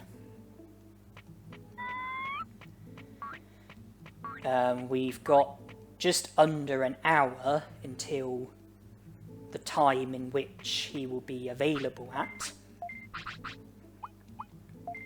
I decide to take out the spare brain chip that was in the item bank so that I can sell that along with other unnecessary items, and I can try and top up on certain items, and then everything apart from autopilots is to go into the item bank so that when I battle Garulamon, the only item in my inventory will be autopilots.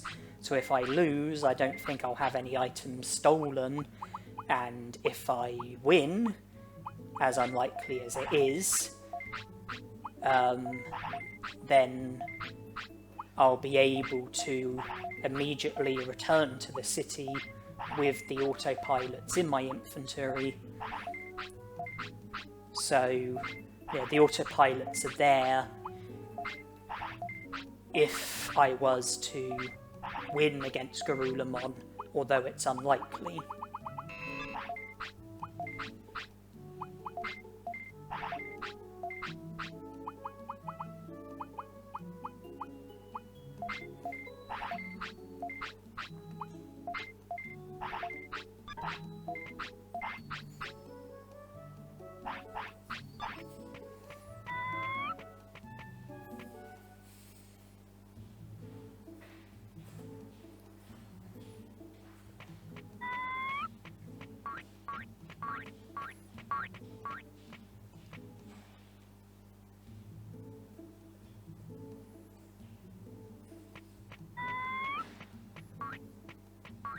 So the return visit to the item bank. Before I hand most of my items over, I decide to give a sea bass to Tanemon. That way her HP has been fully recovered ahead of the Garulamon battle. All that's left in my inventory is autopilots. I then go to Digimon's house and speak to Angemon. The only hints he gives are on Garulamon and Myotismon, the only Digimon who haven't been recruited. And then I speak to Digimon to confirm that my prosperity points are at 95. I then save, and unless I succeed with defeating Garulamon, you won't see anything else from this challenge. There we are, 95 prosperity points, and now we save.